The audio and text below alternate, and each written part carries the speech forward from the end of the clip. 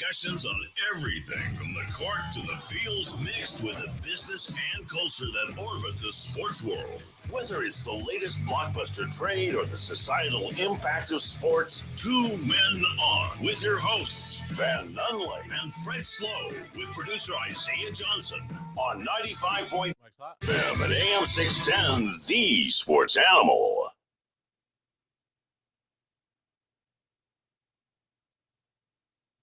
I mean, it's just like a hard out from there. Like, what are we doing? Like, we get brand new imaging and we just hard out. That's our vision. All right, so I don't have you at all, Isaiah. Oh, okay, there we go. So yeah, I guess that's the release. Could we build that better? Could that be a thing that we could produce? Well, typically beforehand, it was infused. This was the release date of the new intro. I haven't heard it until just now.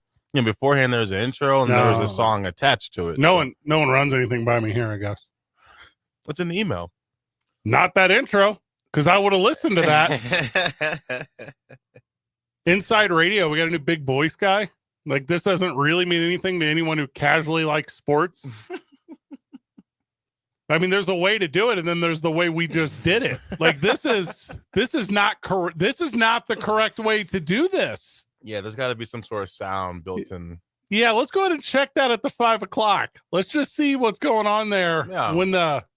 Oh my God. Do me a favor. Open up your company email. Dude, open that up right now. Mm-hmm. Subject line, success. Dear powers that be, enter. Do you at all care about setting us up for it? Question mark, exclamation point. Oh my gosh. Yeah, they had me for the first 80% of it. No, that's even generous. Where's my 10-bell salute paying homage to the Undertaker? Where's that at?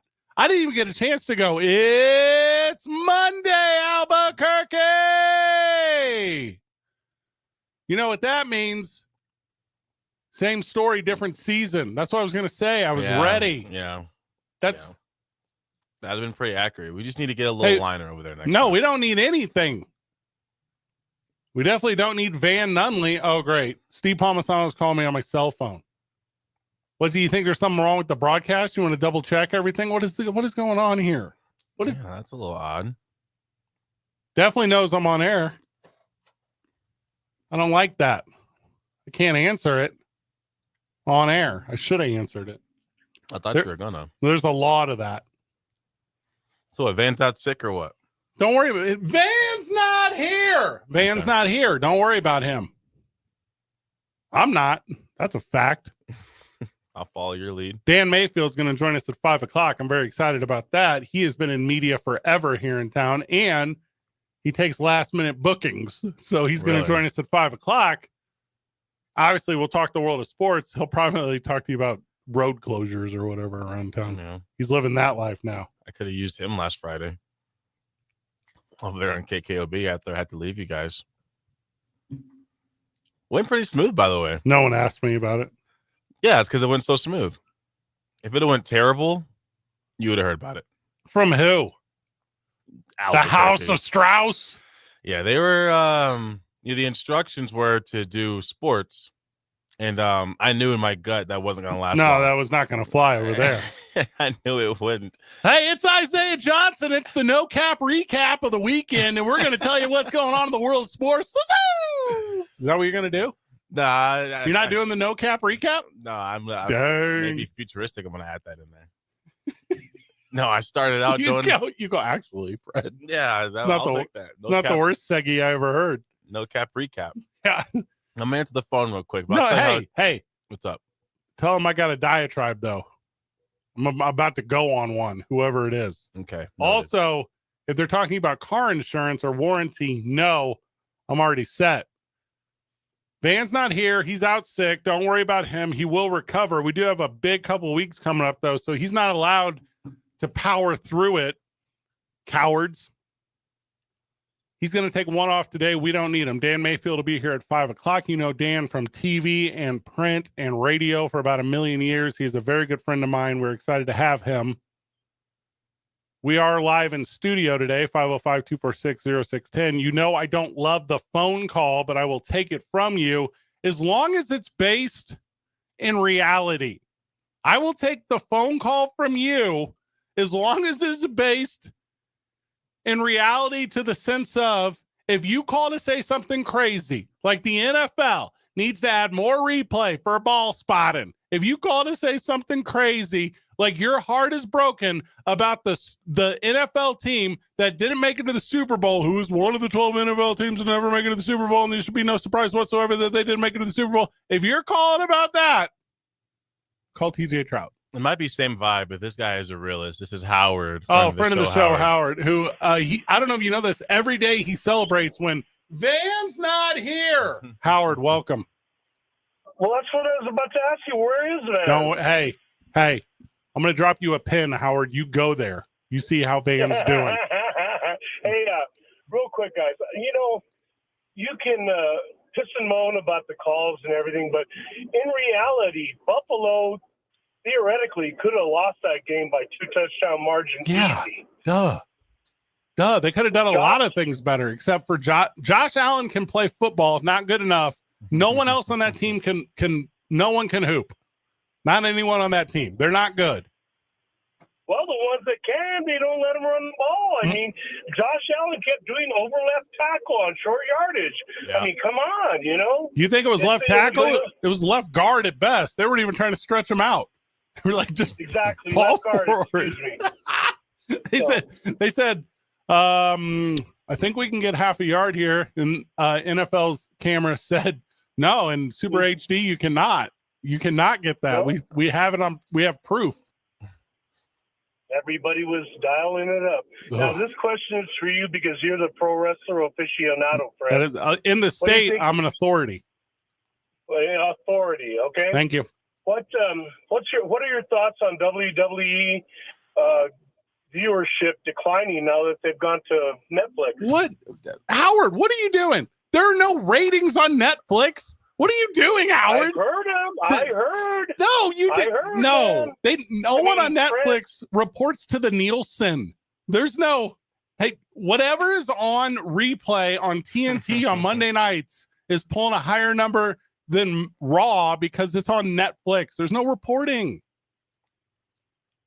Come on, Fred. I look for a legit answer, except Howard, you're a Cowboy fan. You don't matter. Hey, come on. I don't need to tell you you don't matter because Jerry Jones told you last week.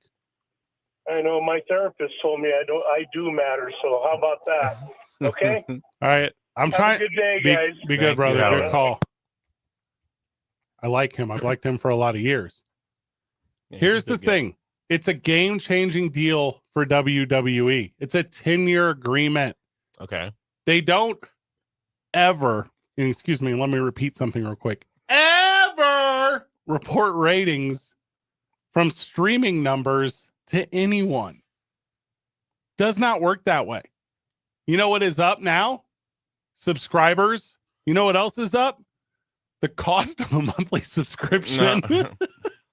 I thought because remember the Christmas Day games, keep going, had like a number of like peak viewers, or as viewers and like streaming numbers like completely different. All right, so you're asking a great question.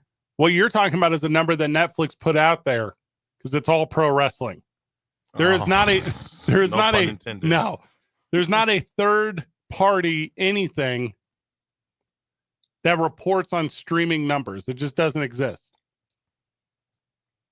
And no one really knows that stuff. Like if you have some podcast, like you have an idea what your numbers are. You don't know. Okay. Speaking of WWE, they made a really smart choice. Again, they're releasing their new video game soon. I have no idea about that. They made a Dead Man edition with Undertaker on the cover. They just did that 2 years ago, but they gave him another one, and I'm all for it. So they're dropping a Dead Man edition. You got a lot of guys that are going to buy that just to frame it. I'm guys. I'll probably get 2. I'll pull the Casio, get 2. Just for that, Undertaker's my dude. That's always a smart choice. That's why you love the inauguration so much, because Melania was dressed like him. That's your thing. You know, I've seen a lot on my social media. Oh, God, I can't wait. Hearing about your algorithm is like hearing about a loser's fantasy football team. All right, I'm ready. It seems like, though, every time I bring it up, though, it's always relevant. To you, but I'm ready. Okay, so everyone's like, oh, how come Hulk Hogan's getting all the boos, but Undertaker's not? Different kind of racism. Well, duh. What else would it be? I was going to say there's two different types of support you can give, but I guess that also kind of might go into the same I don't think Undertaker's or Mark Calloway, maybe Mark Calloway is Undertaker's. Mark Calloway is best friends with the Godfather. Like, he is shoot best friends with the Godfather. I swear, you put one more pistachio in your mouth during the show. They're addictive. They can wait till the commercial. Green chili? Yeah. Yeah. He's shoot best friends with the Godfather. Okay. He's shoot best friends with Yokozuna. He is not a guy that was filled with hate the way that Hulk Hogan is. The way that Hulk Hogan, you know what Hulk Hogan said about you as it relates to Brooke Hogan? He don't want me dating. He don't want that. Yeah. That's the difference. Also, I'll talk WWE at length on Friday because the Royal Rumble is this upcoming weekend. And, you know, we do 4 WWE-centric shows a year when we preview the big 4. Mm-hmm. And I'm going out to Indianapolis over the weekend for the Royal Rumble. Super excited about that. Nice. You might see Speed there. I show Speed. Who that? He's streamer of the year. Speaking of streams. He's the what of the year? Streamer of the year. He's he's got a ridiculous amount of followers. Streamer like of video games on the internet? No, he streams like everything. Like right now, he's currently doing a world tour stream, and Triple H called him while he's on stream and told him to come to the Rumble next weekend and say he's going to be backstage. What's his name? To go to the Gorilla Room, whatever Gorilla Room is. It's part of the I Love Speed is his name. I Show Speed. All right. So I'm looking at this cat now. So I do know who this is. Yeah, he was there before. Yeah, he's done this before. Yeah. I mean, and that's the thing. These streamers, you don't even have to be anything relevant to the sport. You just bring them out, and their fan base is like, it's ridiculously huge. Here's why I forgot it about him, because he got kicked off Twitch for sexual harassment stuff, right? No. That's not why he got kicked off Twitch. I think he did. It was not sexual harassment. What was it? Twitch has banned him a lot, but a lot of this stuff is because his fan base would like set him up and get him swatted and stuff like that. Oh man, I hate them. I'm about to ask so many follow-up questions. He got swatted, like from the Undertaker. Possibly. I don't know if he's the one that did it, but when you have a streamer, when you have a fan base that big, yeah, people will call and get you swatted just for the fun of it. All types of crazy stuff.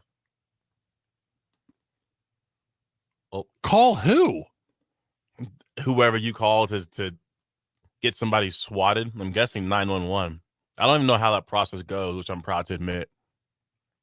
But if someone wanted to, like, if you're at home relaxing and someone's like, yeah, I want to get Fred swatted. Put it, oh yeah, I think this guy's got a bomb in his house, but I don't want you guys to make any noise about it. Except, I mean, I would assume that's how you go about it, getting someone swatted. He may have had a slip up on camera. He may have stood up and had a slip up that could potentially. Somebody. Well, I'm not going to go into this because it doesn't seem like it's worth it. But Ash Cashy. I don't know who that is, but I guess Ash Cash. Yeah, you don't want to go down that path. Okay, so that's the person with the harassment stuff. Yeah, well, she's a corn star. She's a corn star, so that'd be really odd. If it'd be really weird if she was someone to report that. Well, but certain types that you can't hang out with professionally. Yeah, but anyways, he's going to be there. Undertaker's on the cover of the game, so he's going to enter the Royal Rumble, is what you're telling me? That would, if that would be smart, that'd be really smart. 10, 9, 8, 7, 6, 5, 4, 3, 2. Better music than what we had on the intro. I'm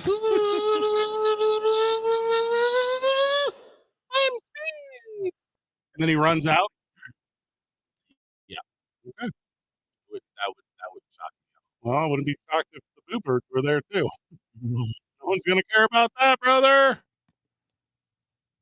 Yeah. But anyways, good job on Howard for steering us to WWE before No, we that's even not dive till into that. Friday. That's not till Friday.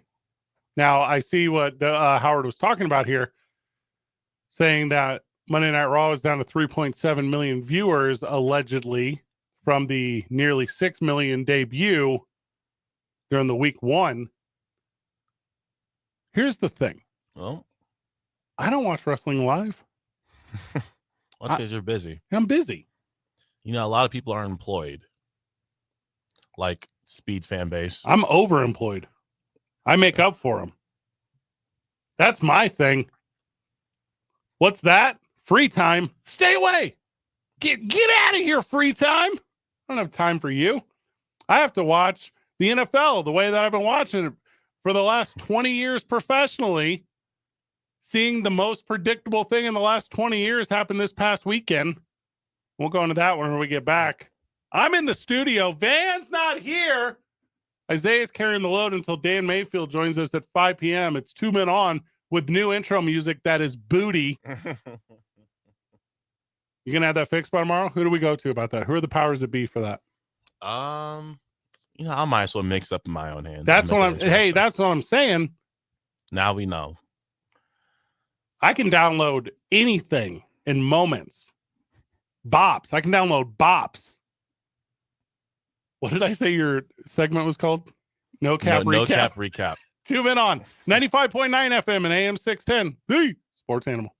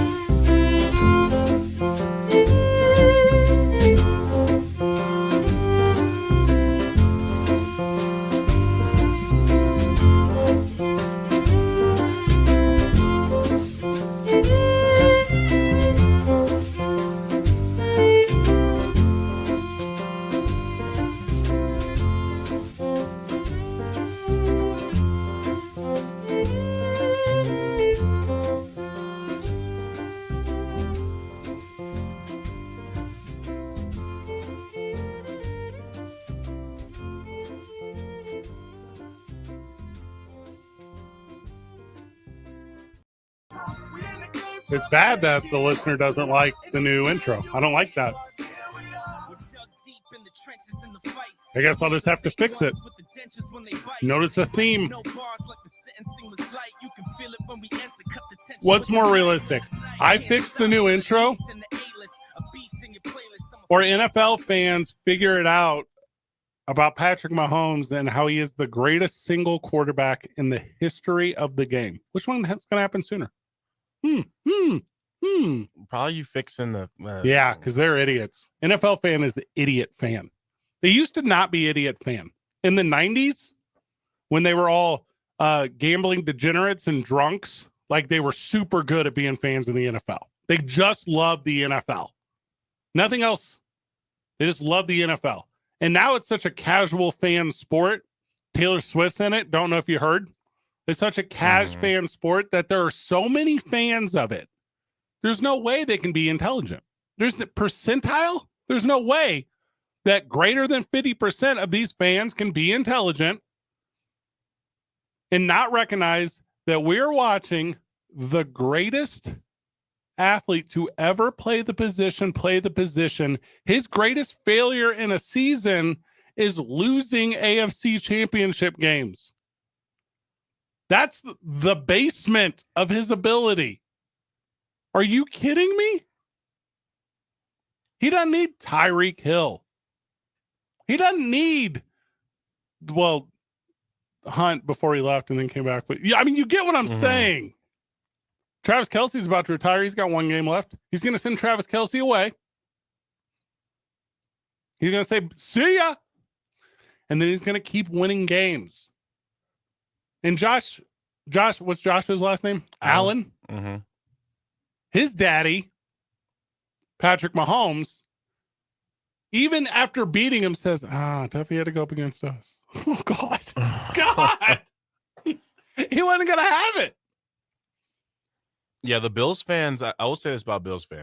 They're the worst ones. They're like the Eagles fans, except the Eagles win sometimes. The Eagles are really, their fans are really bad. Hey, but their team's not. The team is, Saquon's not, but I digress. The thing about the Bills fans is what I noticed, because I work security in the bar on the weekends. Sure. And they were all in and they're fighting. Sir, I'm gonna have to wand you. Sir. No, I don't do that. Sir, assume the position. Sir. No, I'm not asking, sir. That's you. No, I don't have the wand. I just kind of stand around and de-escalate. That's kind of my thing. Sir. Sir, are you wearing blue Jordan 11s with an Emmitt Smith jersey? We don't allow that here. Sir. I would allow it. Okay. I'd allow the Emmitt Smith jersey. No, Bills fans, I saw, they're all in and they really hate Patrick Mahomes. When the game is over, the Bills fans. No, kind of everyone who's ever been jealous of anyone who's better than them hates Patrick Mahomes. But it's different for the Bills. This is the fourth time. This guy's not sent him home. Hey, it's different. How come Jake Allen don't play no good games when he needs to play a good one? He can't figure it out. He just fumble it and stuff. His first few plays had me worried. Dog, his whole game. It wasn't that bad. It was the worst. Hey, in the history of playoffs, how many games Patrick Mahomes ever played? 20 playoff games? That can't be right because he gets a bunch of first-round buys. 15, 16, 17 playoff games? He's got 0 bad games. 0 is the number. He had one bad half against Cincinnati one time. He's had 0 bad games. He's better than anyone who has ever tried to be good at it. And then there's Joshua Allen, Joshy boy. Hey, guys, it's me. Josh. I'm here to play too. But he can't play. He don't have it in him. Every time the lights are brighter, every time it's a PM start, but Friday wins at home. Didn't win at home against that's not true. They don't win at home either. This thing just happened 2 years ago against the Chiefs. He don't win nowhere. They beat him in the regular season. Yeah, because they don't want to show him nothing. Can't say don't care about the regular season. Don't care about that. They care about the 3rd Super Bowl in a row, which they're about to win. First time in the history that's ever been done. The greatest run of any sports thing ever. Nah. You'll tell me no. Nah. I'll say why, and you won't be able to. Okay. because it's the greatest sports endeavor ever. Also, the numbers. Casual fan, Taylor Swift fan, loves the Chiefs. Super loud loser NFL fan hates the Chiefs. They also hate the Eagles. There was only two possible outcomes this past weekend. Everyone is super happy because the Washington Guardians are playing the Baltimore Ravens. Wait, it wasn't the Ravens. The Bills. The Bills. But Dalton Kincaid did his Mark Andrews impersonation, so that's why I had it all confused. Yeah. That's what everyone wanted, and there was a 0% chance that was going to happen. All my prize picks take the less on those two teams. They weren't going to do it. Philadelphia, Washington was they were in it in the third. No, they weren't. They were chasing 11. Yeah, Washington was never in it. They were chasing 11. They didn't have to put up 21 in the fourth. No, they didn't have to. It was easy for them. Everyone saw it. Poor Jaden Daniels, who, by the way, came back to earth. Yeah. The Eagles were like, no, son. Third time? No, son. And that was my whole thing. With the Commanders, yes, they had beforehand, you could have made a case for them, but I saw a bad Cowboys team play them very, very well twice. I saw them win the first time, and the second time they almost won. And that's when I saw, okay, the Cowboys are getting smoked by everybody else, but they're playing close games with the Commanders. There's no way they're going to beat Philly. The big problem with that comparison you just gave is saying Cowboys in January unless they're looking for a new coach. There's just it's not applicable. Ugh. Who was introduced today, by the way? Jalen Hurts is the highest graded player on a conference championship Sunday ever. No way. 91.4, brother. I don't know what that scale goes to, but I watched him play. I think it's 100. RPO. Oh, okay. You're done. Cooked. Yeah. Until they get to the buzzsaw that is Patrick Mahomes. And the last time the Super Bowl was here was fun and sexy and new. And the Chiefs had never done it, and everyone was rooting for them. And it was cool that the Eagles were there for the first time in a long time. And you have the weirdo Kelsey brothers, and you were telling their weirdo story. And Taylor Swift wasn't in the deal yet. And because she's not in the deal yet, no one just hated them out of whatever reason you hate successful blonde girls. None of that stuff existed, and now it's all here. And you watch them become the evil empire. And when they come out of the tunnel, it's the Imperial Death March as they come out. And then the Eagles come out, and you just hear boo. Yeah, that's exactly what's going to happen. No one wants Philly to win. It's for Philly. Hey, and no game will have more viewers ever than this one. Yeah. This will be the most everything. This is the one. And then Tom Brady is going to be up in the broadcast booth. He's going to go. CBS does get the game, huh? He's the Fox. He's the GOAT. That's what he's going to say about Patrick Mahomes in the broadcast booth. And Fox is going to pay him a bonus to say it so that he has the whatever. And the bonus is not going to be monetary. The bonus is going to be, hey, man, we'll put the Raiders in some primetime games. Yeah. That's the bonus. He's not going to say that. I'm telling you. You think Marshawn Lynch accidentally is interrupting Pete Carroll press conferences today? He knows the game. Really? That happened? Yeah. It's all about the game. Oh, I'm behind. Let me pick up my phone. And how you play it. It's Triple H. Write that down. Okay. Because he's an Oakland guy. They're in Vegas now. Pete Carroll's a Vegas guy. He said, hey, if you want to have a good team, be a good teammate. Oh, blow my mind. The most easiest concept of all time. Oh, you want to play on a good team? Be a good teammate. Damn it, Pete. Where was this knowledge? Where was this nugget when I was coming up playing rec league softball? We'll see. I did see Pete Carroll arrive for work today. You see Liam Cohen's his whole little Duval. Who said that? Liam Cohen. He looks like I didn't know either. And I don't think he's a new Jaguars head coach. And he had an extremely cringe moment, which I can play in the next break since we are in. No, studio. the Isham Dental today, which I haven't said to you, needs to be, what's the name of that kid, the linebacker that kept jumping over the line? Yeah. That kid's hilarious. Number 4, what's his name? I'm not even sure. I'm gonna look it up. What team is that? The Commanders. Did he Right. speak about it, or is this just the actual No, game it's audio? the play-by-play. Okay. His name is Frankie Louvu. Yep, that sounds right. That's my dude. And they're like, he's going to time it. Here he goes. He's in the block. Ready, set. 1, 2, 3. On set. And he goes, he went too soon. they go, and they throw the little flag and they go, homeboy, half the distance to the goal. All right.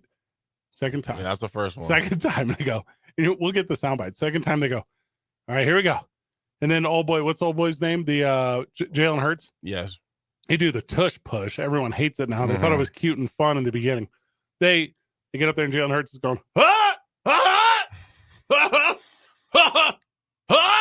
and then he goes, he goes over Yeah, it again. gets him to hop over again. And the referee goes, hey brother, next listen, time. man, yeah, don't.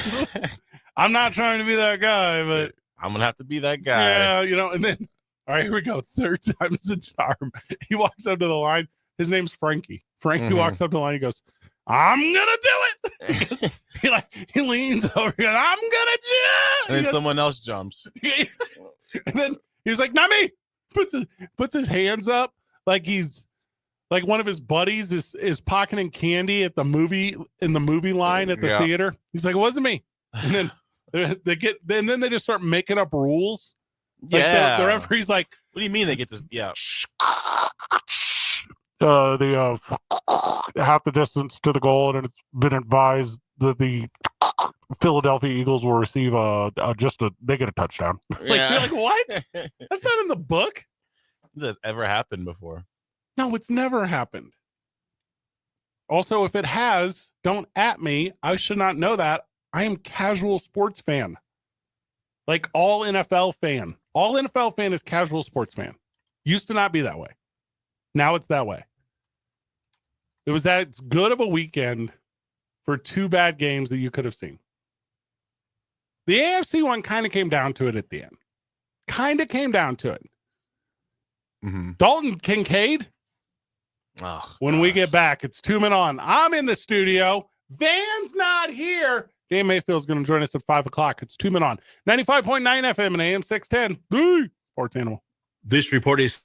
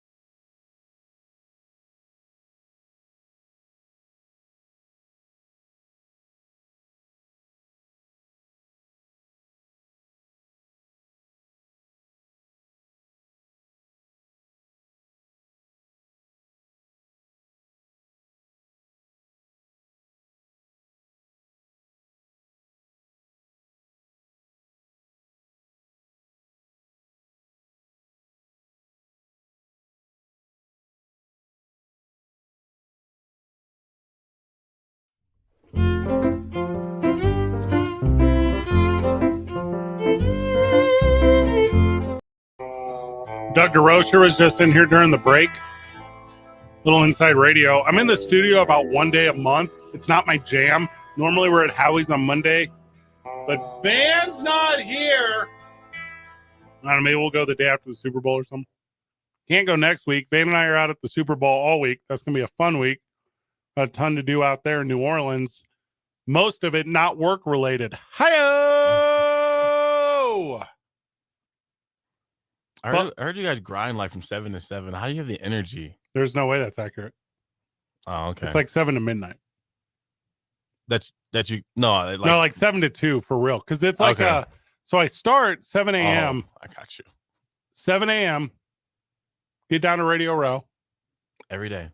Yeah, it's pretty close. Night after a concert, I see. That's where you guys would have me beat. Then I'm unstoppable. Like it's a whole deal. So I go, I'll work, and then like Monday night, I think it's the Monday. That's like the NFL media, whatever, where they bring all the players in. You go in the stadium. They set them up on the field. You can walk around, talk to them all, do all that stuff. You get a bunch of interviews and stuff. It's good. It's a good bit. We're taking Kiki Garcia is going with us, and Manny Vaquero is going with us. And with my wrestling stuff, I have a ton of production stuff now. I have a ton of like all that good stuff. So we're gonna shoot some stupid videos and stuff. It'll be funny. Nice. Yeah. And then one of those two people said 7 to 7. Oh, they lied. Hey, maybe they can only hang till 7. Kiki. Also, if you're not all right, a lot of changes here at Cumulus, not just the big voice guy. Mm-hmm. Kiki's over on Magic now. Mm-hmm. So she's not with Carlos anymore over on the Q. They brought in Leah Black. So the Q is about to go number 1 in the market. There's no doubt in my mind. Leah Black's the most talented person I've ever met. Not just at radio, but like singing. She's hosted a podcast with the mayor. I mean, like, really? It's like if I become mayor, you can claim that. So then she's over on Magic now. So they're coming. But anyways, here's the point I'm trying to get to. That Tuesday is when the industry stuff starts. So that's when you get like a, I don't know, like big brand Super Bowl thing, right? So like EA Sports Super Bowl party, or you get like, was a Bud Light Super Bowl party. Yeah. You get that stuff. So then you start, and then it's like concerts, and it's like, there's a super fun, like tasting the NFL stuff. But anyways, so you do as much as you can all day long, and you stop working at radio around, I don't know, 5 o'clock ish, 5 o'clock local. Okay. Because if you're on the West Coast, AM East Coast radio starts at 4 a.m., 3 a.m., whatever it is. So people are there that early. And then if you're on the East Coast, it goes all the way up till whatever, midnight. Mm-hmm. So anyways, you leave and then you do the activities. And then me, I enjoy libation. Yeah. So I will be out drinking drinky drinks and building fellowship. That's my deal. Yes, I think I need to put myself through like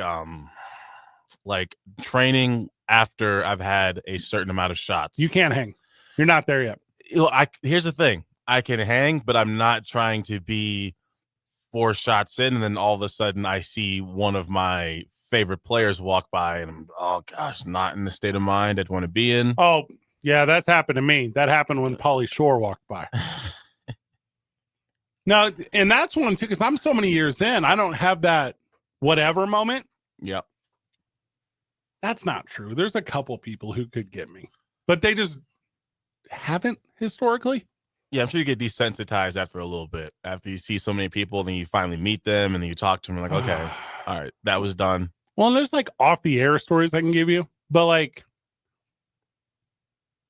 we got loose one time with Jake Paul. Really? And that was like, how long ago? That matters a lot. LA. So 2 years. 2 years ago. Oh my gosh. Like that was a weird one. I bet it was. There, like, my favorite one. I don't know. These are boring stories now. They're so old. You know what I mean? Van was telling me that Kevin Harlan's the one that was the final final straw that broke the camel's back for him stopping the Siggies.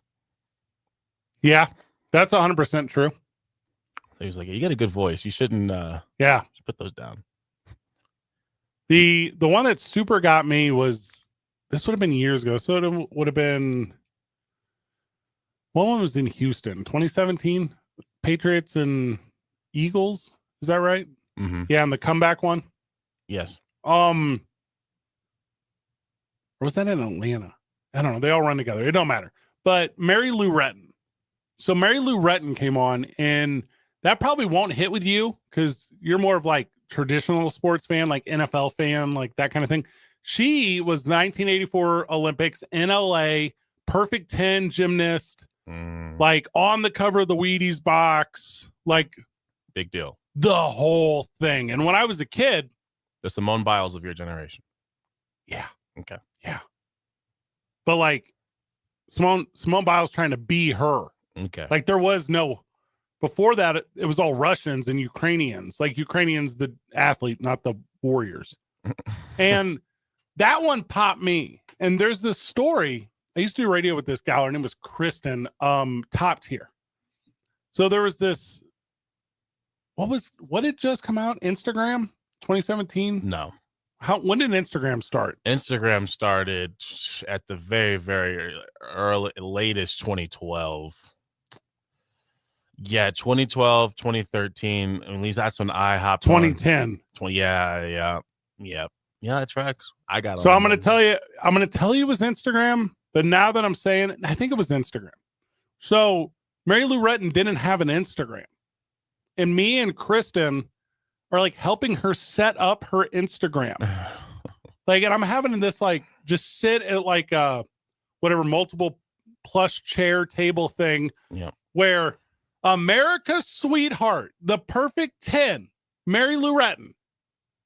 And she's like, oh, so it's just like my email? You're like, yeah, it's just your email. I heard she went through some health stuff. I hope she's doing well. I don't know enough to know.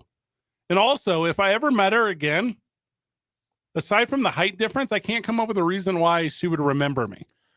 Yep, she was on the Kelly Clarkson show. I didn't know that was a thing. On the Kelly Clarkson show, giving an update on her rare health issues. Yeah, she's going through it. She looks healthy in that one. Yeah, rare pneumonia. Oh. Well, yeah, hopefully that all gets figured out because, yeah, that was the one that got me. I had another cool moment. I think this was Houston as well. I swear I've been to a bunch of these where, you know, I worked with WWE for a long time. Mm-hmm. And we're in Houston and I'd called Booker T. Yeah. And I was like, hey, Booker, are you coming down to Booker T five-time world heavyweight champion? Yeah. And I say, hey, Booker T, you coming down to Radio Row? Like, because if you're coming down, you know, I'd love to have you on or whatever.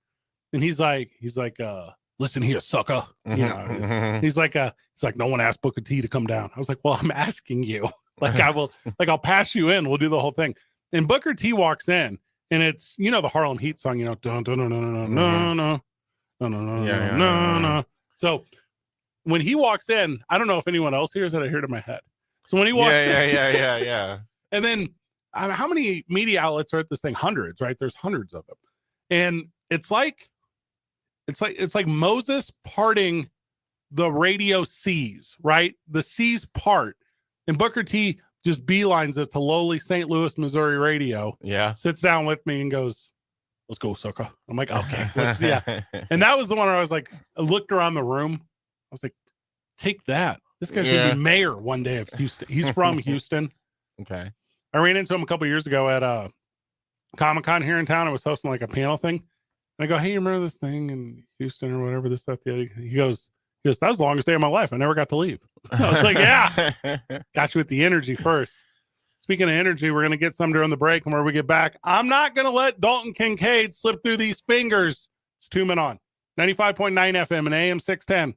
The Sports Animal. This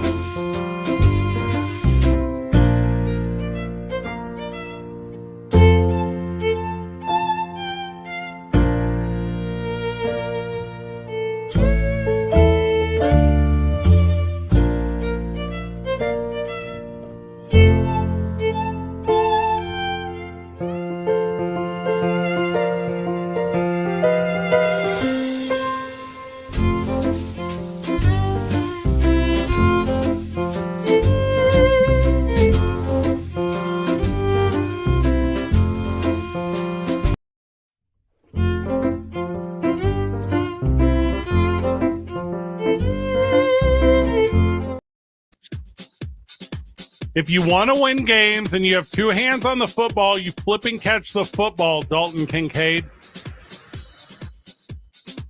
If you want to not go 0-4 against the Chiefs, you flip and catch the football, Dalton Kincaid.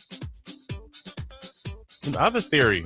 If you want to, on 4th and 5 at the 2-minute warning, to get down and, worst case scenario, have a chance at a game-tying field goal because there may be overtime, keeping in mind that the NFL changed the overtime rules because Josh Allen one time didn't get a chance to get the ball back in the postseason against the Kansas City Chiefs, and you get two hands on the ball, Dalton Kincaid, you catch the ball. You catch the damn ball. Here's my theory. As a receiver or a tight end, number one, no excuse. None. But the throw from Josh Allen, I feel like it was amazing. It was immaculate. He's the greatest athlete of all time. It was an incredible throw. Yeah, I saw it. Athleticism. I feel like when you're down the field and you watch that happen, in your own mind, you're thinking, surely no way this is actually going to be a catchable ball. You think make a play. You be a winner. That's what you should do. But I think a young guy like Kincaid, in his mind, he's like, wow, this is actually catchable. And I don't think in his mind he was as locked in as he should have been. He had some other bad drops earlier in the game, too. He was. Is this his second year? I think it's his second year, yeah. I'm about to be his last year. I'm about to pull Micah Hyde and quit 5 minutes after the game. Yeah. No. Hey, Buffalo don't want it. Micah Hyde he's like, I'm done. Nope. Just quit? Just quit. Wow. $57 million. He said, I'm good. I'll take it. Thanks for having me in Green Bay and Buffalo. I'm tired of being cold. You come back. I get it. It's a broken play. I get it. Like you're not, I'm looking at a picture of Dalton Kincaid. I can tell you by looking at this human being, he is not a smart man. I can tell you that. But he's got to at least be athletic. And if you're coming back to it and you get two hands on it and you're trying to save your quarterback, you make the play. And then you know what your quarterback does? The cool thing is like, oh man, I got to be better. Be better. You're running backwards. There's two dudes the size of me and Isaiah combined, which, by the way, we're the two biggest dudes in radio. You got to catch the damn ball.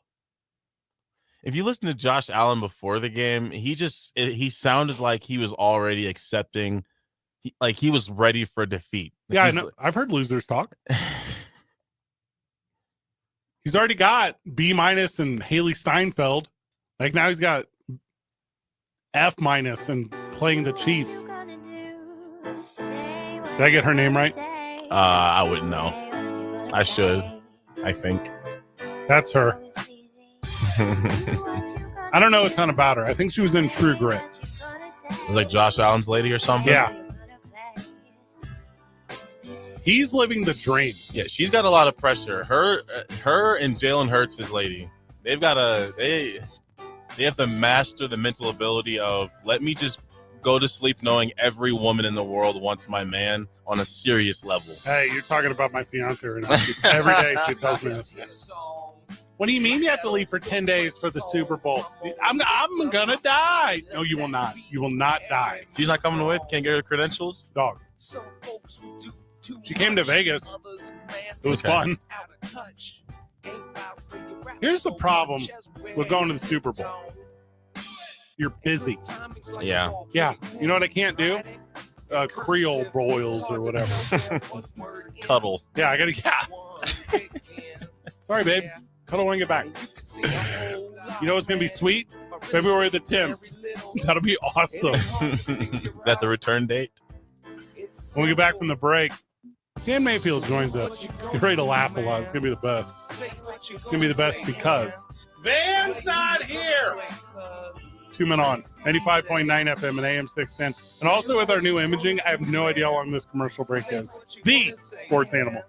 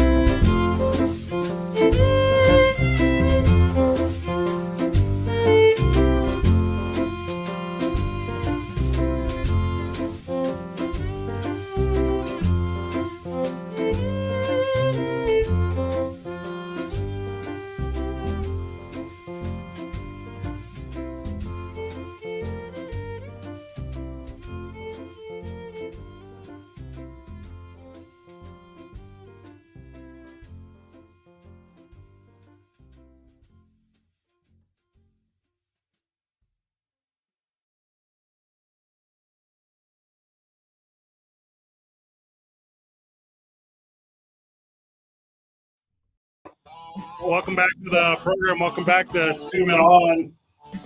We're during the commercial break. I had to run all the way across the building because the receptionist leaves at 5.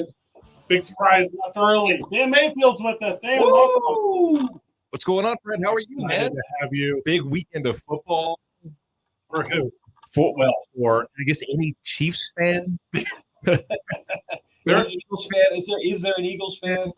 The Eagles fan? Not healthy ones. Right. Accurate. That's so funny.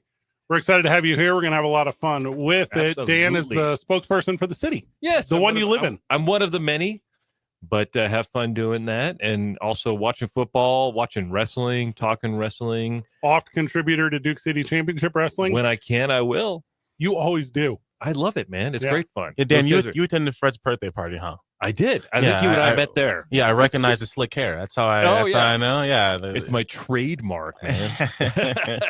Dan Mayfield is dangerous. That's what I hear whenever he shows up with that hair. That's he didn't even have to announce it. I see it. I go, that's a dangerous man walking in here. All right, Dan, you watched a little bit of sports over the weekend. So did I. A little bit. I really tried to watch the Eagles game. Yeah. And I just couldn't get it in me. It was nothing about that game excited me at all. Keep going. I know that it was important. Yes. And I just kept fumbling my remote control I see all what you day did there. long. Yep. See what you did there. But I could not watch that game. So I don't know funny. what it was about it though. Like it just didn't. didn't I was pulling for the Commanders. Oh, I got to sure. Of admit. course, naturally. Yeah. And Why wouldn't you? my sister lives in DC. Okay. And I love it because this is the first time my niece and nephew are 10 and 12. And it's the first time they've been excited about the Washington football team in their entire lives. Of course. That team has just been terrible. Terrible.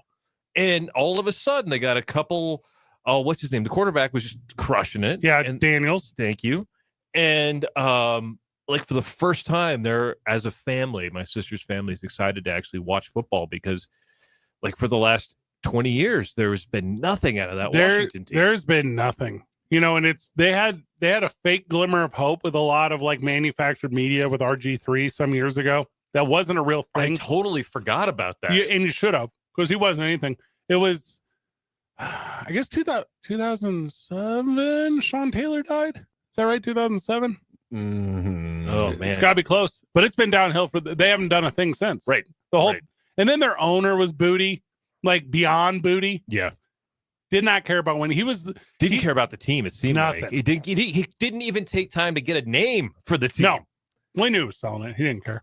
Right. But he didn't even. There were no crocodile tears. You saw Jerry Jones today pretending to cry about looking for coaches and stuff. Yeah. Could at least done that stuff. I think Pretend. those are real tears. I think Jerry's feeling that pressure. He's What just fighting pressure? it. From who? He like every the way we all talk about him. I think he knows, and he's like he can't get out of his own way, so he's just sitting there, just in tears, like, oh, this really hurts. Like this sucks. Like, guys, I promise I've heard everything. I just don't know how to fix this, and I'm trying my best. Bear with me. Is he trying his best? I don't think any of us really believed that. No, he didn't even interview Kellen Moore twice. Trying his best. You want to know the most real thing he said today that I thought was absolutely hilarious? Okay, I'm ready. Hold on. Can I guess first? Yes. America's team. No. He actually, there was some bingo boards that I'm sure a lot of people won. No, he says, so one of the questions was your fans have been very, very patient with you and the Cowboys over this, this drought 30 you guys years, have been on. Yes. 30 years. And he says, and they asked him a bunch of other stuff after, and he says, well, you did hit on one point that they've been very, very patient. And I'd like to say, I really, really appreciate the support over all these years. I'm like, translation, I know we've been sucking and haven't won, but thanks for the money. Like he basically said, yep. They have been real patient. If there's anything I want to say thanks for the patience and support. Translation, buying the merchandise. Yeah, thanks for your paychecks. Literally. And I'm like, thanks for putting some seats in some butts for the last few years, no matter what happened. Even though no matter what happened, Right. Thank you guys for maximizing the wealth of the franchise. If we go back and look over the course of every other Friday for the last 30 years, the Dallas Cowboys are running a promo for 10% off merchandise on their website. Like, that. Oh, it's a payday for you? If anybody ever bought that merchandise for whole price, I'd be surprised. Miss me. Right. Missed me completely. You know the issue with Jerry. We know he just cares about money. Are you naming one or all? Well, this issue, this is the top of the tree, or more so the root of the tree. He says, when he talks, he gives a bunch of business advice, and one thing he said is, he's like, and I know one thing about that salary cap. He's like, just because you're looking at your bank account and you see a whole bunch of money in there, that don't mean you're rich. That means you haven't paid them bills that are about 60 days due, 60 days in the future. I'm like, okay, I'm gonna take that gem, put it in my pocket, stop spending all my money. Even though a lot of people, they see a bunch of money or more than they're used to, and they're like, okay, let me go spend it. What? They're like, okay, he's like saying, hold on, you're still gonna have bills to pay next month, the month after that. So unless your bills are just paid way down the road, that money you see in the bank account is not the money you've actually got. I'm gonna tell you this though, salary cap's not real. We'll go over that at length another time. Okay, It's not a real thing. I'd love to do that one. But here is a real thing. He's not worried about money. Did you see him in his press conference today? He looks like death. He's 83. Yeah, he's got 1 foot in. He knows this is the last hire he's ever going to make. He knows it's over for him.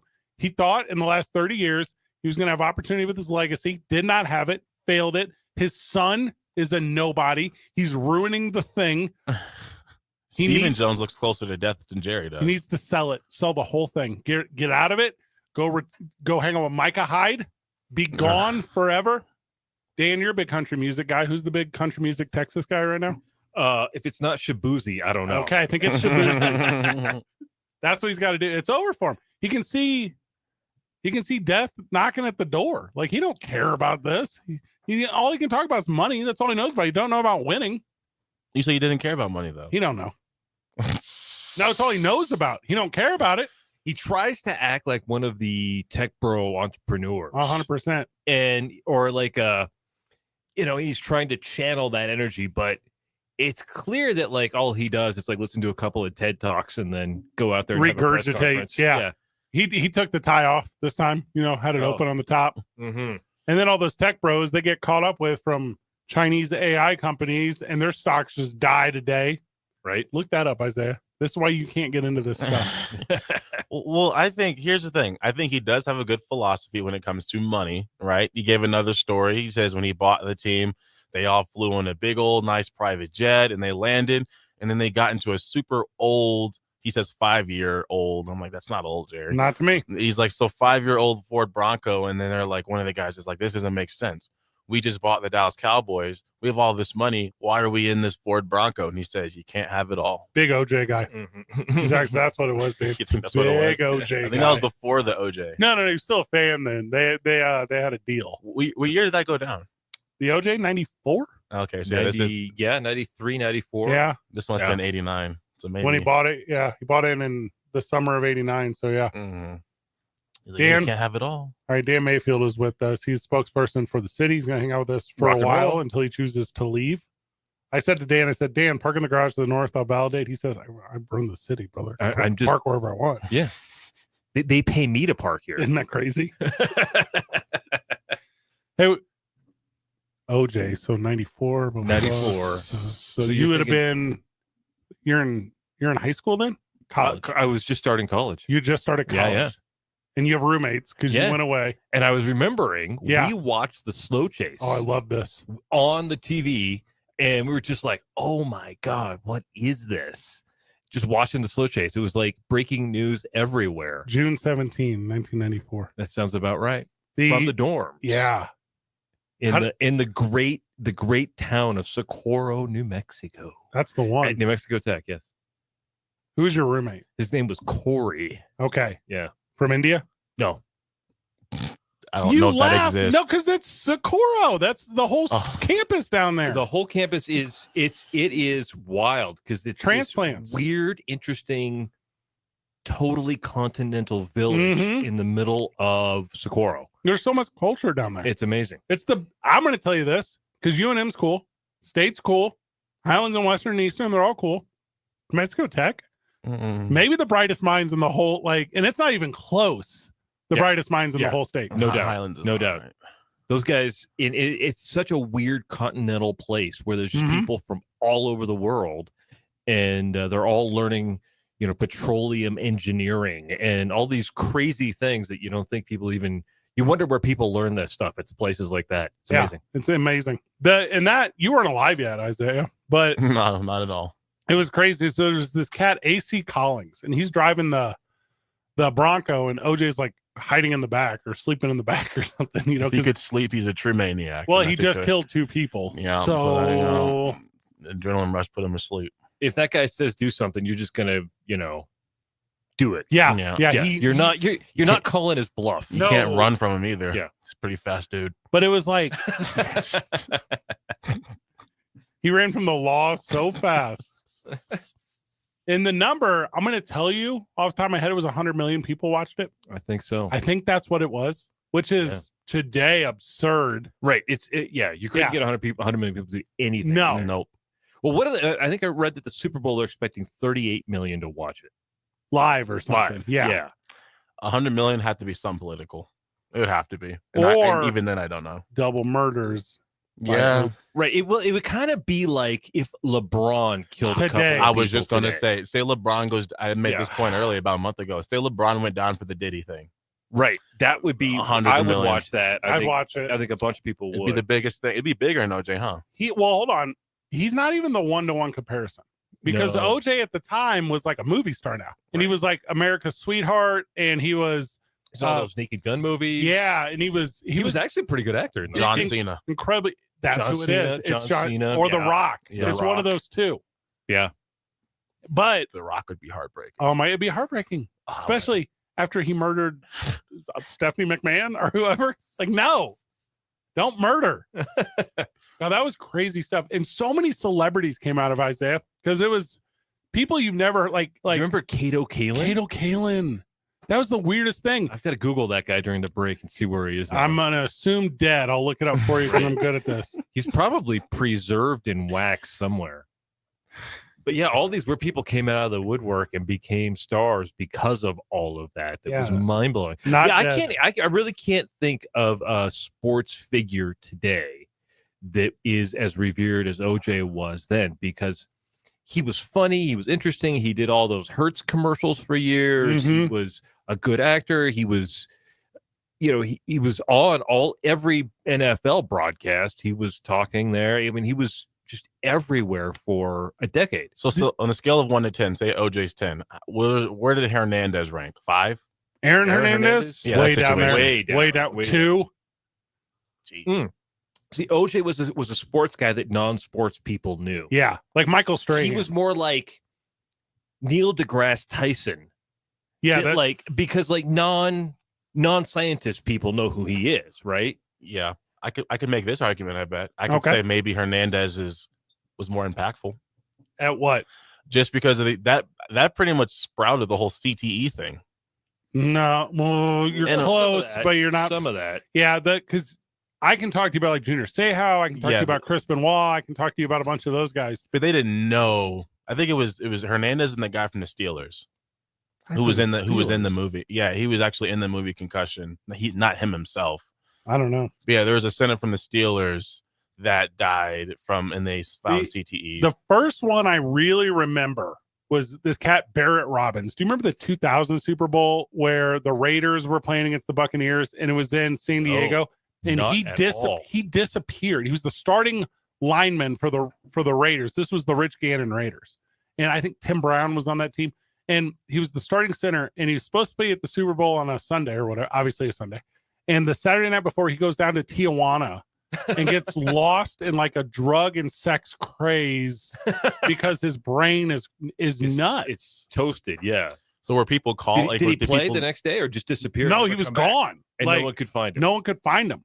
Wow. Were people blaming it like, oh, football, the head injuries, or was it just like, has this guy gone I think crazy? back then they were just like, this guy's nuts. He's in jail And- currently. Yeah. Mhm.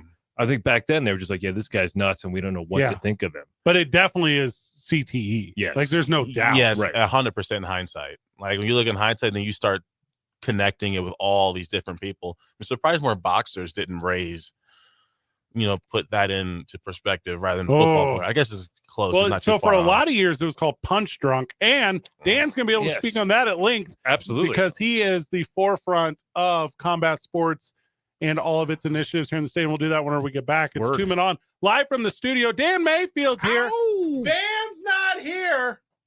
The Sports Animal.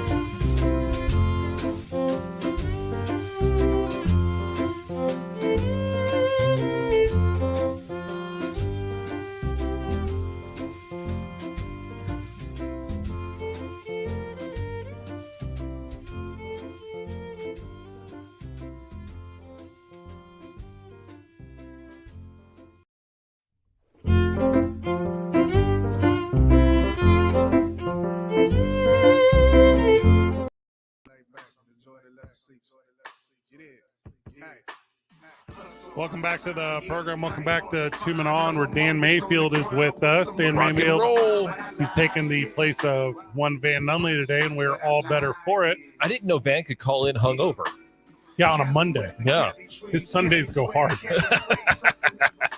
What happened? Was there sunshine yesterday? Did he probably play? Here's what he played 36. There's no doubt in my mind. And now he's 42 and he can't do it. 36, Uh-huh. 36. Explain. Holes of golf. Oh, see, okay. I thought it was This like a is- drinking game or something. Dan, No, this is my Well, that's life. how he rolls, Yeah. right? One for every hole. Yeah. same thing. Okay, Yeah. gotcha. Yeah, and since I got off beer, it's one teller every hole, and it's not good for me at the end. And the Uber driver says, "Sir, you can't put that bag of clubs in here." And I say, "I'm gonna do whatever I want. Yeah. That's what I'm gonna do. I'm paying you, Mr. Uber driver. Figure it out." If I do choose to drink, I like tequila, but vodka. I went back not too recently, and I remembered like instantly just PTSD flashbacks. Yeah, well, anything when you were an idiot, like you're not an idiot anymore. Like you're better now. I mean, as I've The gotten trick older, is to drink until you don't remember any of it. Ooh. see, that's my problem. I can't get there. My stomach will start to tell me, like, all right, dude, stop. Before mentally, I just black out. I can't black out. I'll just, my body will just start telling me to quit immediately. My body. Yeah, I'm not that tough. Dan Mayfield is with us. He's been around the world of combat sports, Yes. public address forever. And I covered all the fights for the Journal and the Old For Tribune years, for, right? Yeah, like 15 years. I say Tapia to you. What's the first thing that comes to mind? Oh, I had to write his obituary In- for the Journal. Oh my God, you just Oh, gave me man. goosebumps. Yeah, and that was I didn't know that. Yeah, Johnny was like one of those guys that, as a journalist, when you work at something like the Journal, when newspapers Mhm. really mattered, he became a friend, right? Like Yeah. he's somebody every 6 months. I would have a 1 hour conversation with him about a fight. International Boxing Hall of Fame, Isaiah, in Absolutely. 2017. Absolutely. Oh, phones are ringing. And it was so amazing. You don't realize, until 12 years on, that you've had 24 or 36 conversations Yeah. with this guy, and that I actually kind of knew it, and it's mind-blowing to me that just in the course of my regular daily life of journalism, One of the greatest to one of the ever greatest do it. people, yeah, ever. Johnny Ever. Tapia, right? Yes. Yeah.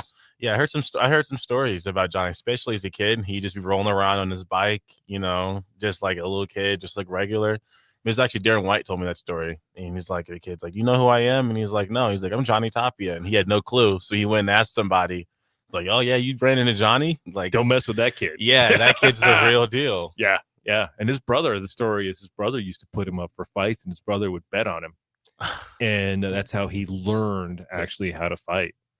Come Speaking of that, we're reopening, the Jack Candelaria boxing gym. Let's go. Right? Really? Right now, it's scheduled for late March, early April. Yeah, that's that park that's getting renovated down the street, Isaiah. You drive past all the time. No, you're thinking of Oh, I'm Wells Park. The Jack Candelaria is the old gym in the old neighborhood out off South Broadway. This is even better now. This is way better. And so it's in San Jose.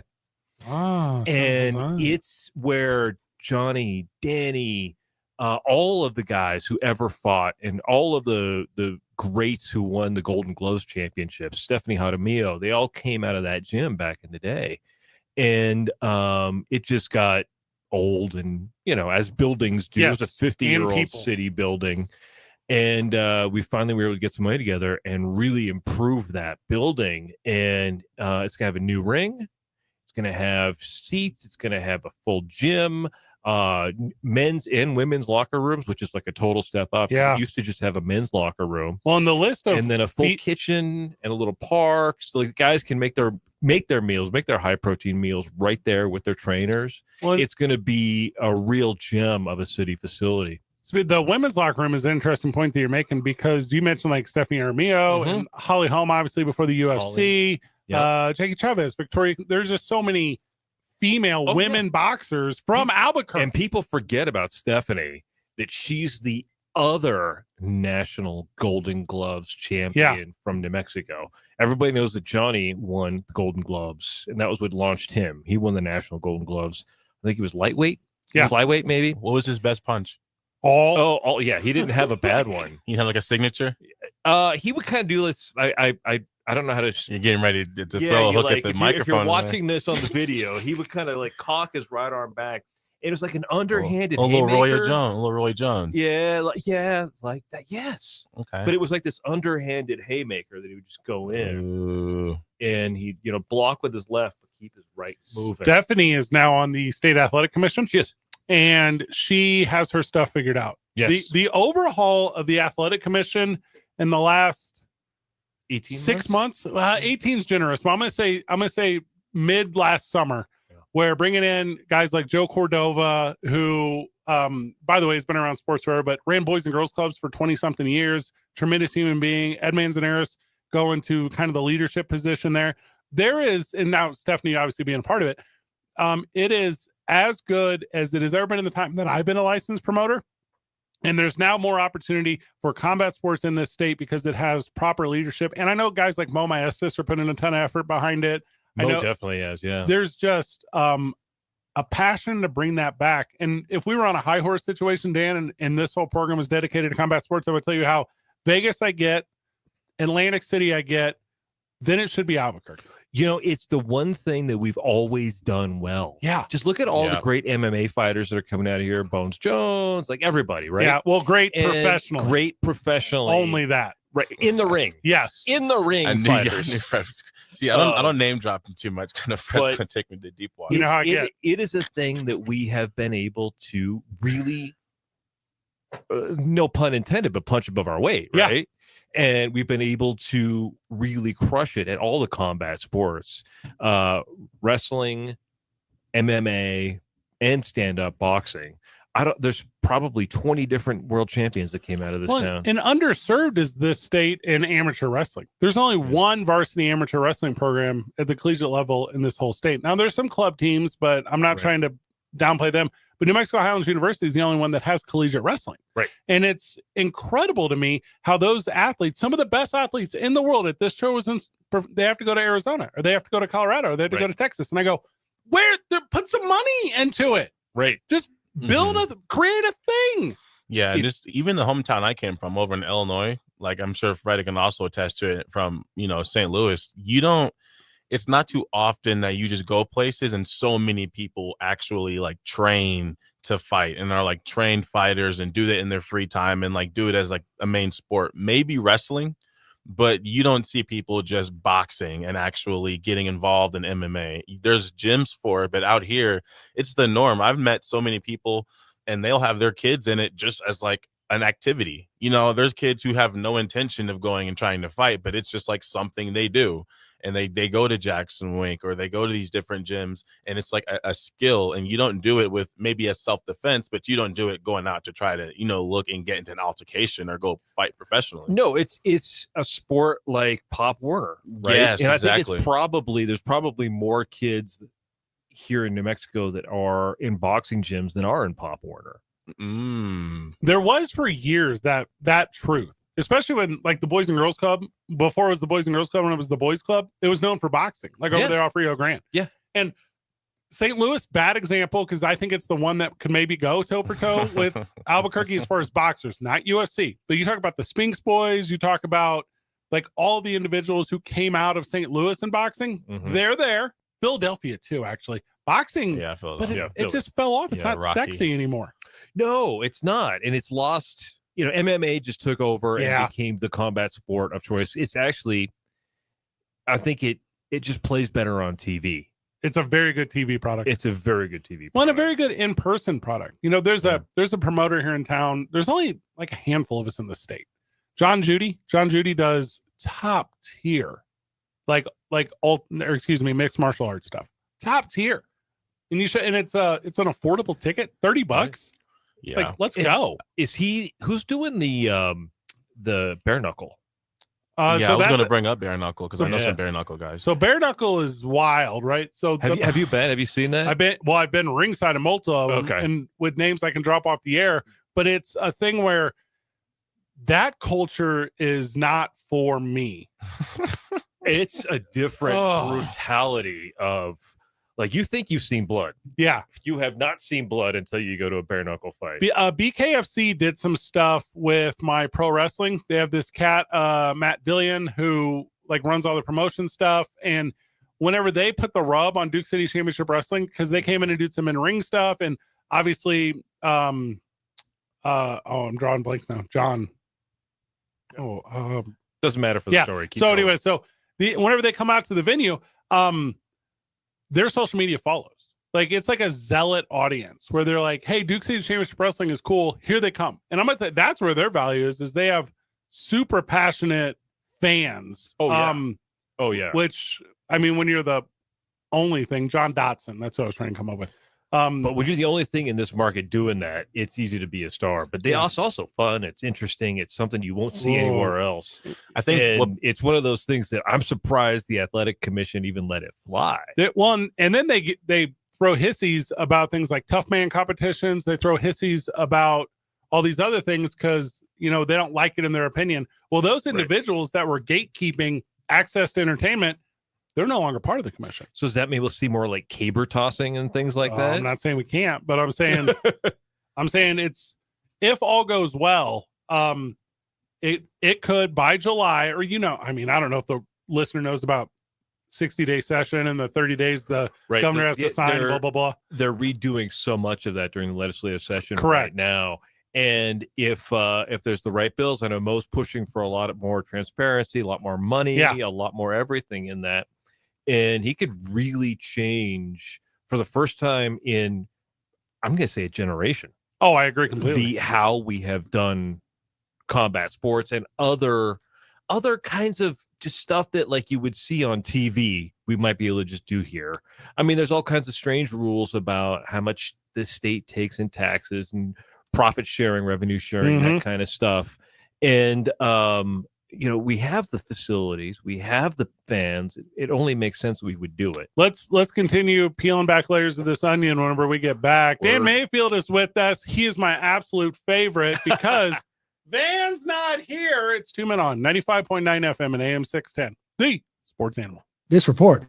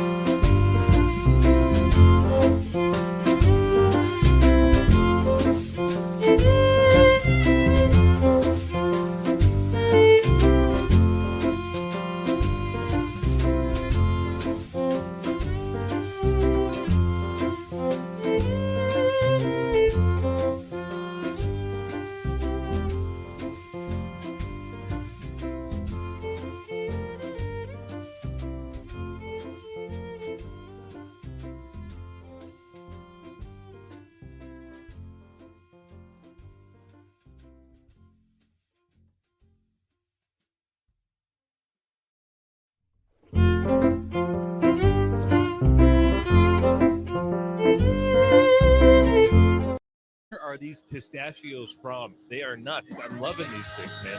They are literally nuts. And I am loving them. They are bonkers. They're hot, chili stuffed pistachios. I love that we are getting our New Mexican into Fred.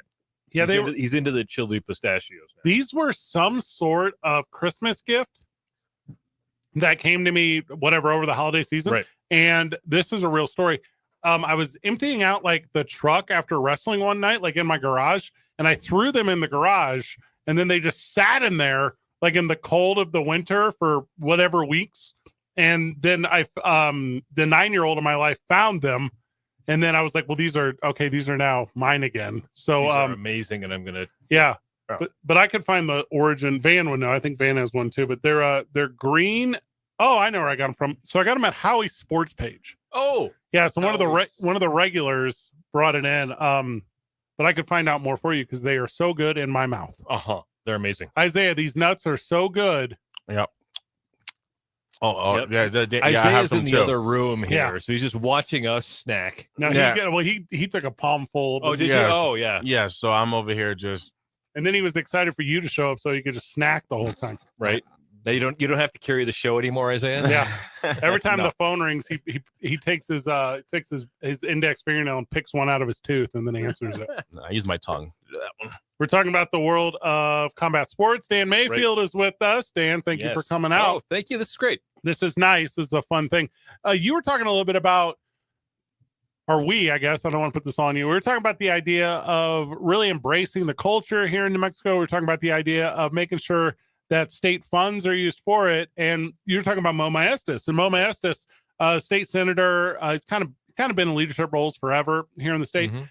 So he and I have had, I think this is all on the record, we've had multiple conversations about why the state doesn't possess a state sports authority.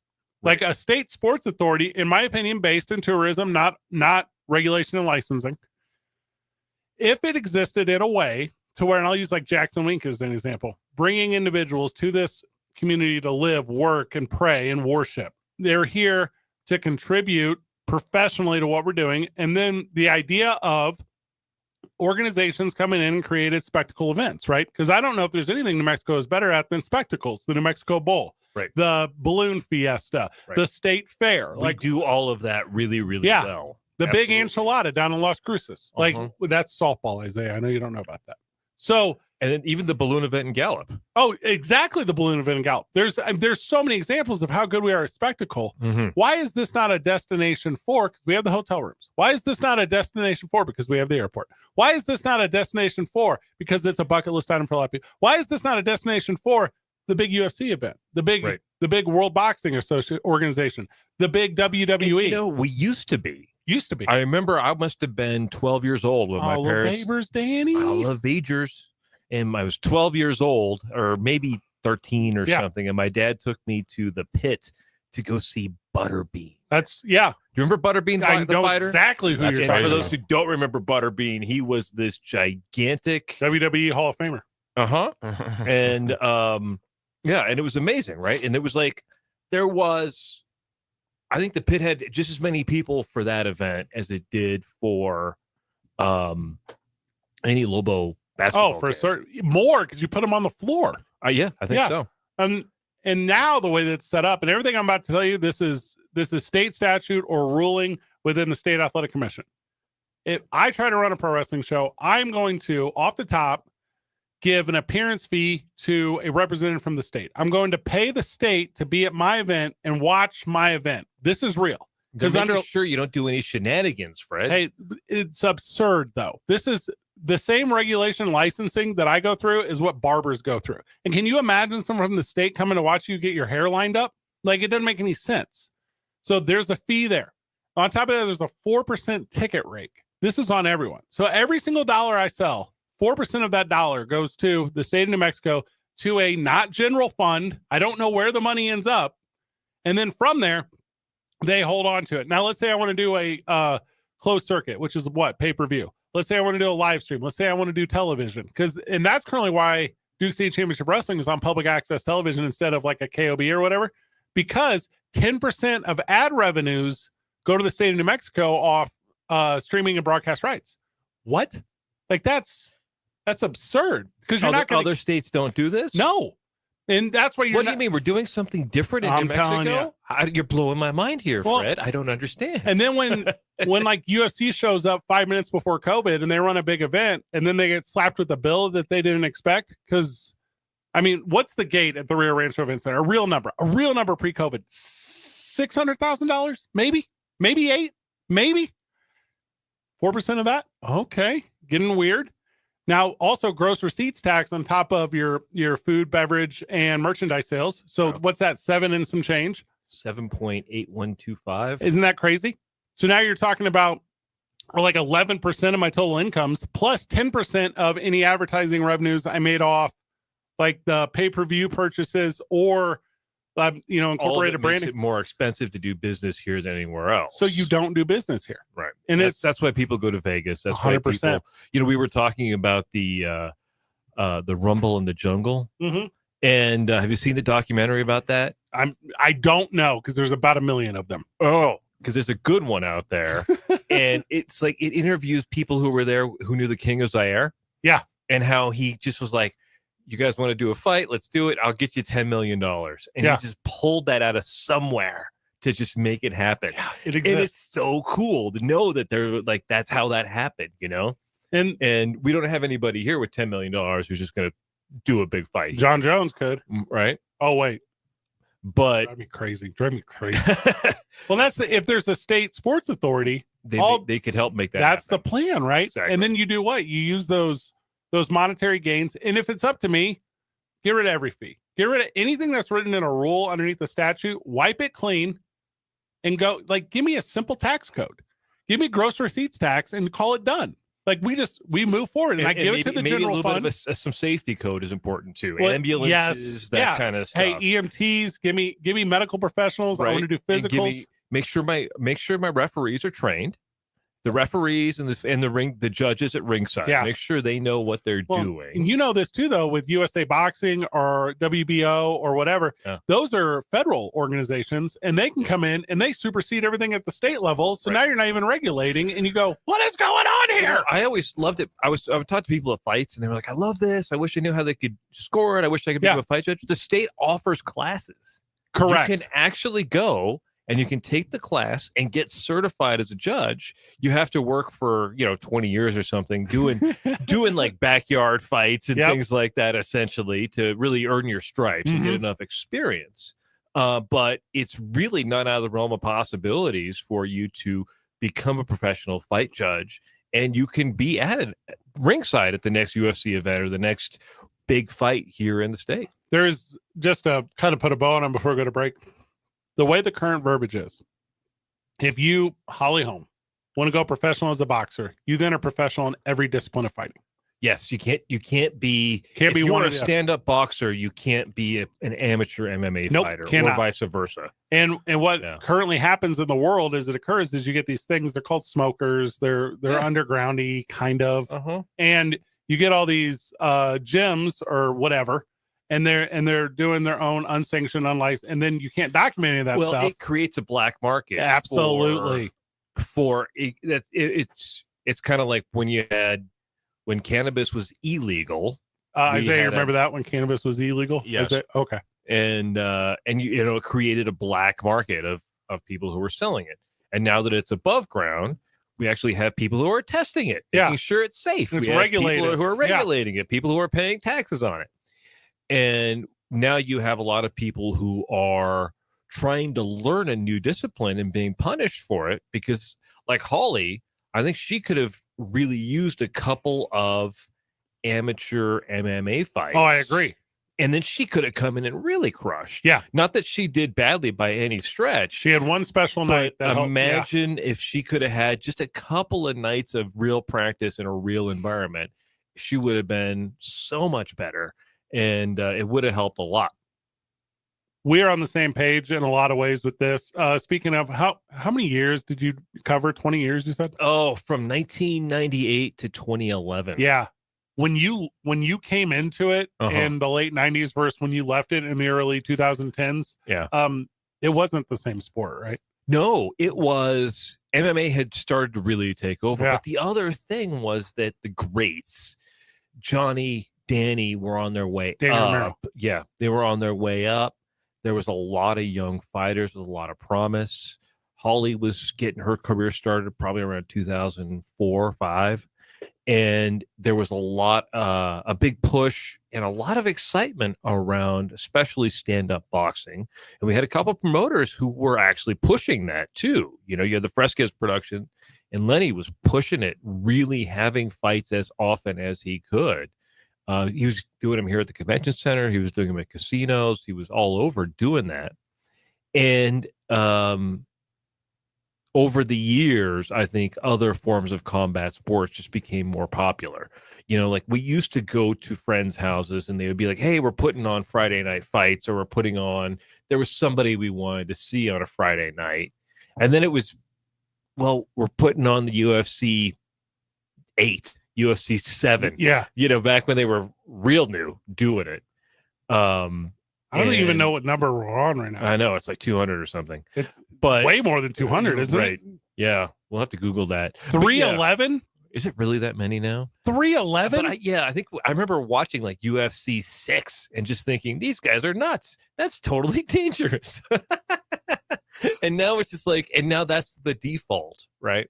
Well, and that's become such a just well, and you know, even back then, though, that was so exciting because we had the Segalas here, we had Jackson, we had Winklejohn, we had all these people who were all world-class Muay Thai fighters, world-class jiu-jitsu fighters who were establishing schools, and it was really exciting and fun.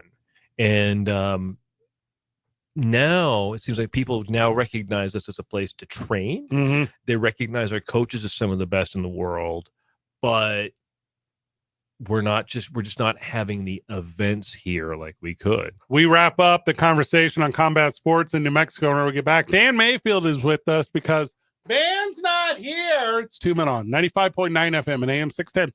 The Sports Animal. This report.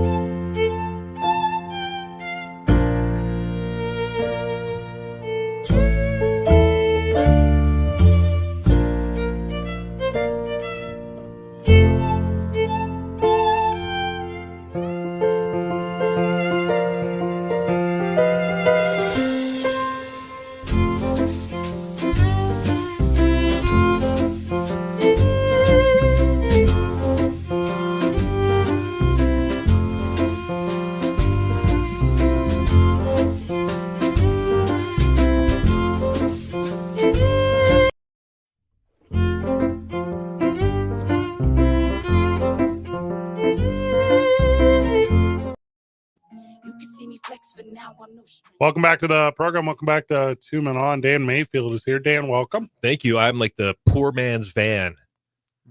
Dan! Yes. Very similar. It was a big football weekend this past week, and we got a whole week and then another week to talk about the Super Bowl. It's exhausting. Yes.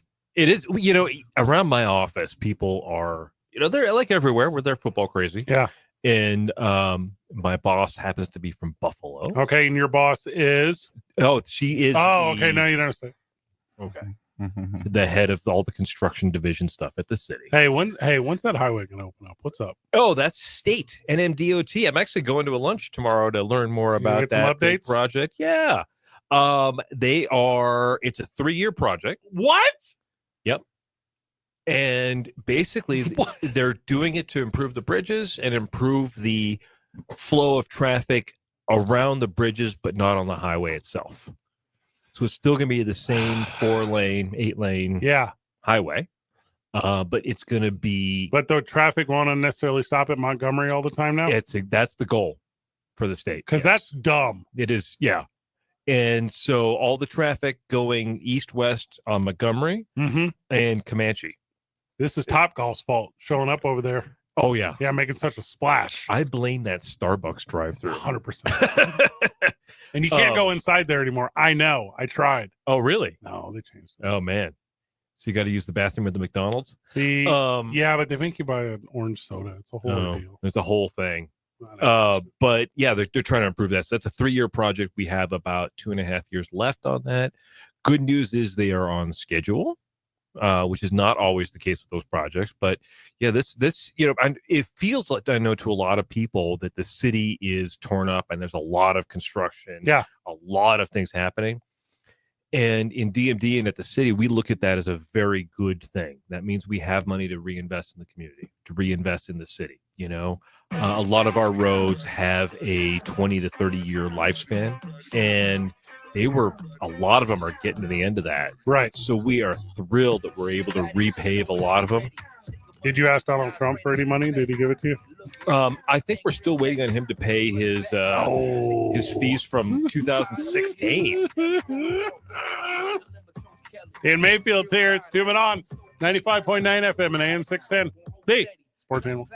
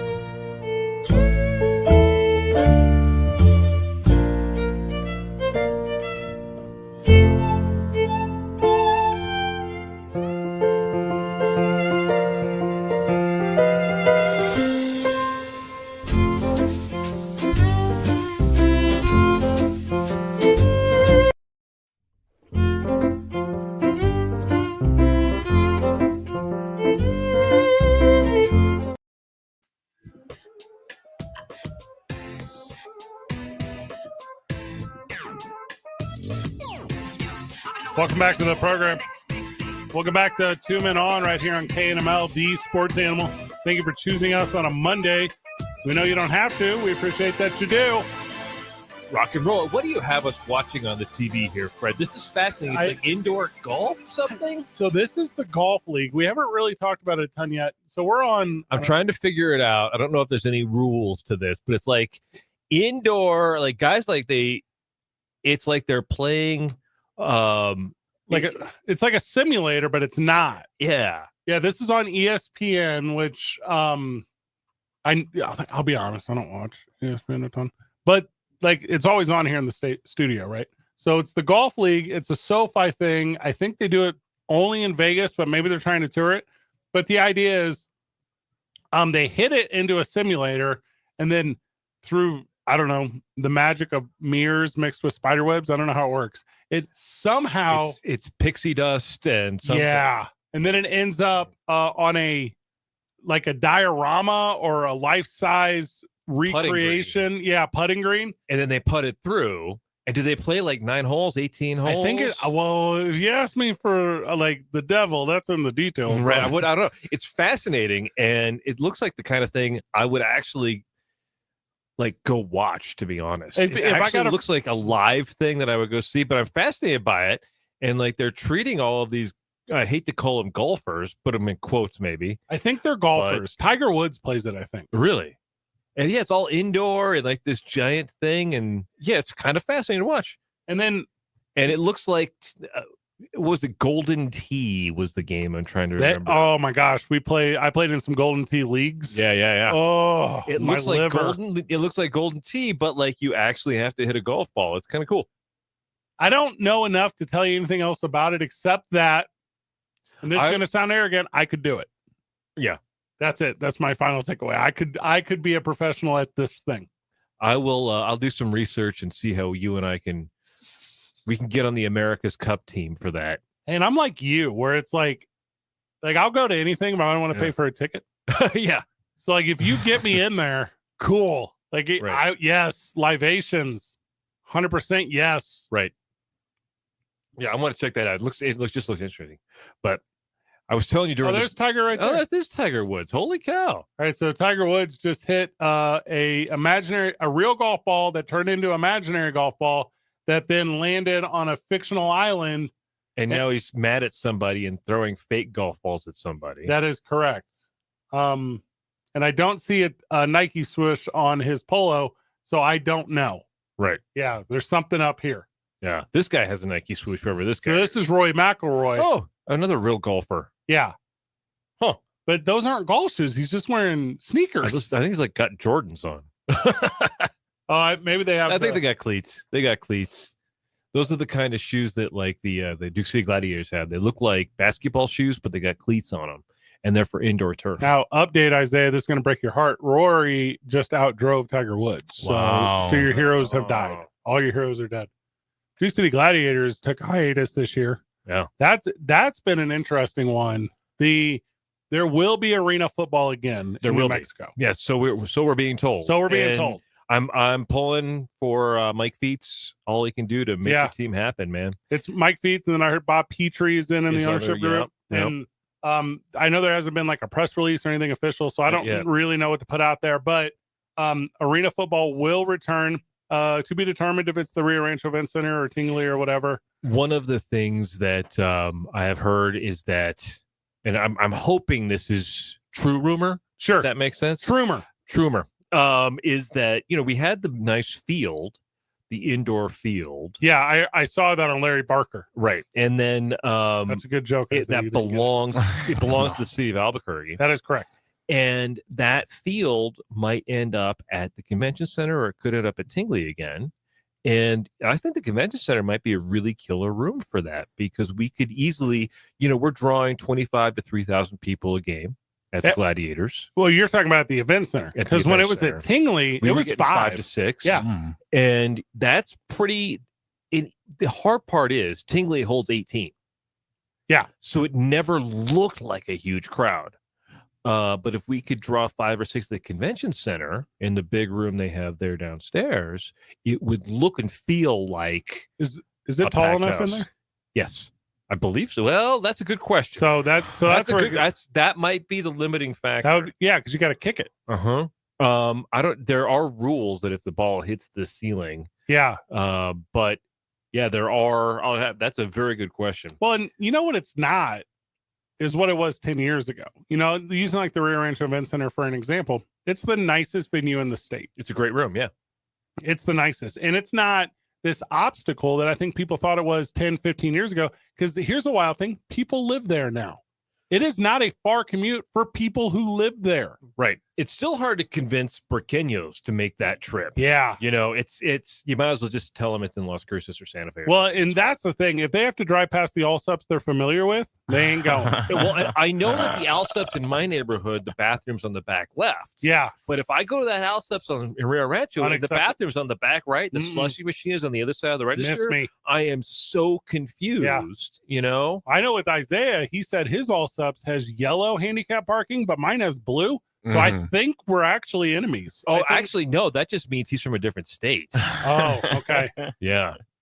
Ugh. Or one of the pumps has always got the little out of order Plastic bag taped around Yeah. the handle. Yeah. Hey, full disclosure, I'm a Maverick guy. I know we don't talk about this enough on the air. Oh. I stopped at the Maverick today in Santa Fe, in and out, no problems. Yeah. Sounds The about right. Allsups by the Plaza is my joint. That tracks for you. I know your energy. Yeah. I know how you exist in the world. That Allsups right there. Your people. My people. Yeah. It's, you know, it's the best chimichanga around right there. The day olds.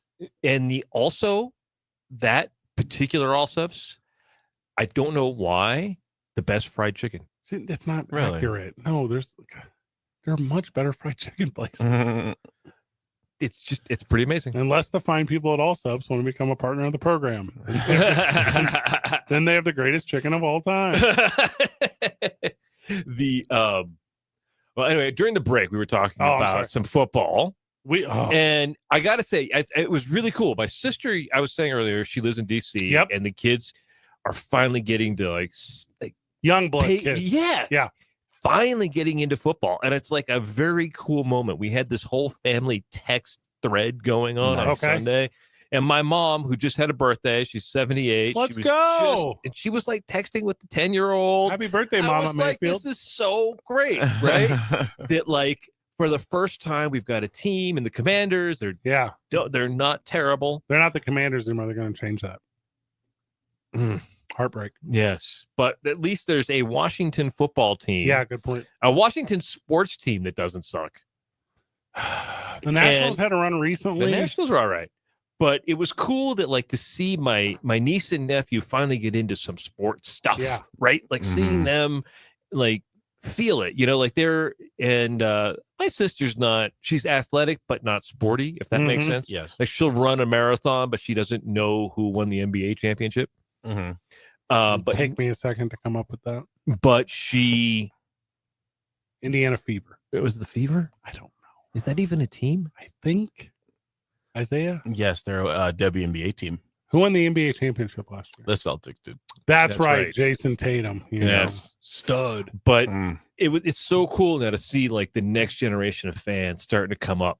Yeah. It's pretty cool. My niece my niece is 10. And when she came to visit last fall, we were throwing the baseball around in the backyard. Sure.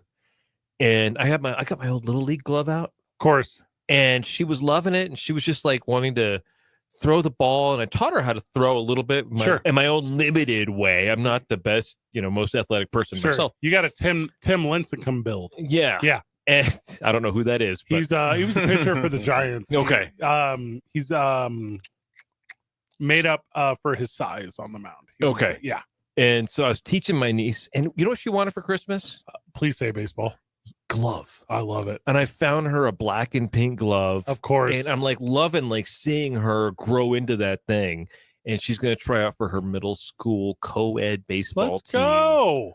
And I'm like, this is so Yeah. great, And seeing them like turn into sports fans now is kind of great. I think we all kind of have that thing. I had that when I was a kid. Obviously, I don't have kids. I Right. don't like that's not a thing I have. But I have We both neither of us have kids. But we have kids in our lives. Yeah. right? And there's a 9-year-old in my life, and the 9-year-old in my life, gymnastics is the thing, right? Mhm. So holidays, this, that, the other thing. I get the foam mats, I don't know, you can build forts or furniture or tumble on them or whatever. And I mean, you would think that this is endless hours of fun. You know, Yeah. for me, it was the foam Nerf Nike basketball when I was a kid, the Nerf basketball in the back of the door. Me and my brother, hours on end, just trick shot after trick shot after trick shot. And my old man who passed away over the summer going, knock it off. That was the one. I was always on my bicycle, man. Yeah. That was it for me. Like I would just ride my bicycle all day out anywhere I could. Isaiah tells a story about when he first got his rollerblades in the driveway and he was just playing Girls Just Want to Have Fun, just in circle doing figure eights. And everyone was like, is that Cyndi Lauper? And he's like, girls just want to have fun. Well, I got to admit, Isaiah, that first Cyndi Lauper record really has some bangers on it, you know. WWE Hall of Fame. I bet it does. No, I definitely, I feel like everyone remembers this moment. I remember when I first was able to ride the bike without the training wheels, without anyone having to like assist me. When you could just go. Yeah, my dad, he'd take me we go down this sidewalk and he would kind of start off like running with me and then he would let me go. And then if I fell, I would fall. But then at some point, I never forget like getting more than 3 pedals. And I was like, am I going? And, you know, at that point, you have to just keep going or else you're going to stop. So all you can do is just go as far as you can. Okay. Did you have that moment when you didn't know how to stop? Yes. Yes. And I just used my feet and scraped the top of my toenails up because I had on sandals. You know, that just sounds painful. I've always had that switch in my mind. Like, do anything before you fall. So like anything but fall. Oh, so I'm like, all right, feet, we're going down because I don't know what I'm doing. Were you a mountain bike kid or were you like a BMX kid? When my first one was a BMX, I started using the mountain bikes when me and my friend group were old enough to go places but couldn't drive yet. Yeah, and you needed those gears. Yes, you need to switch the gears up. Yeah. Hey, that's when you learn about ratios. Right. You're like, oh, a hill. Watch this. Turn that go. way up. I was a mountain bike kid, but I always totally admired the kids who could do the tricks on the BMX bikes. And I don't have that in me. Me either. And that's a special gift I think that people have, that they can do either the stuff on BMX bikes or on skateboards. Yeah, I'll never forget. I had a Mongoose. First one was like the chrome one. No, Mama's the white one with the black paint. Okay, nice. Yeah. I had that one, and then I realized that those bikes stayed kind of small. I started getting bigger. Yeah, so I was like, the 20-inch wheels don't really. You need the 26. Yes, I switched over to Next. I had myself a big Next bike, and then I don't remember what my mountain bike was. See, I was so cliche Schwinn. Oh yeah, like Schwinn was.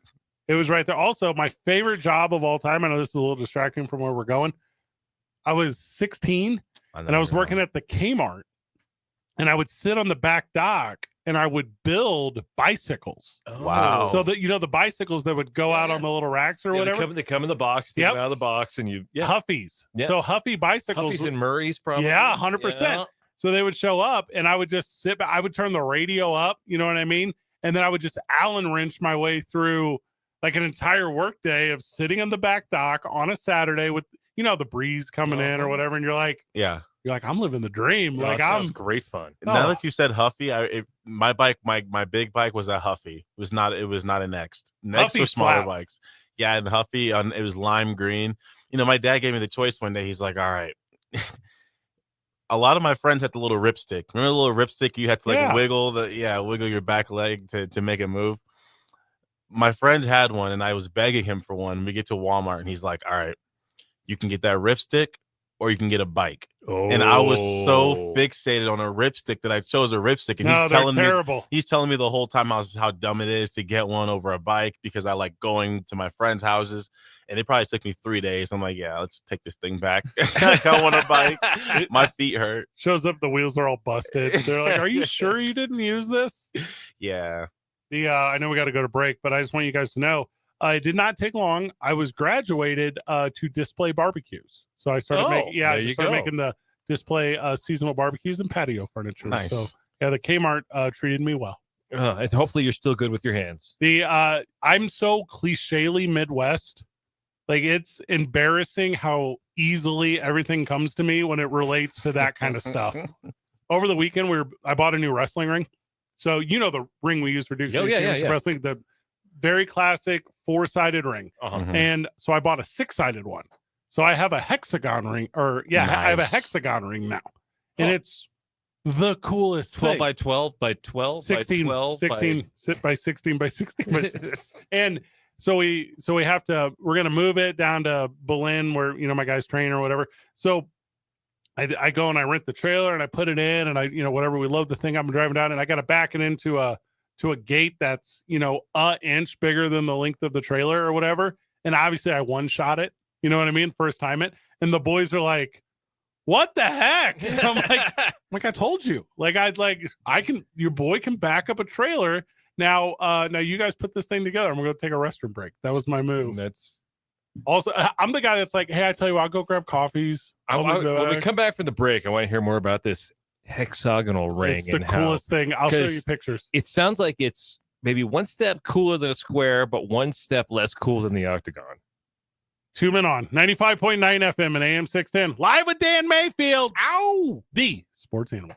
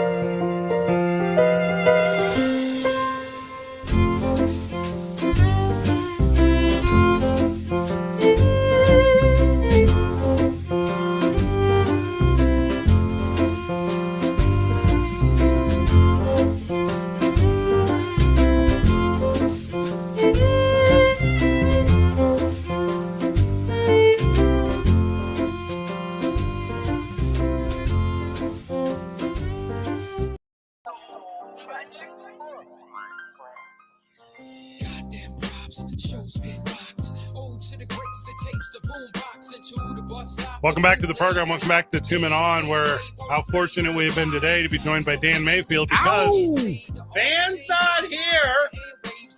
I think he called it hungover, right? He said, I'm not coming. And then I think because 3 dots kept popping up on the text thing that he thought I was going to ask why. And I didn't. But I don't care.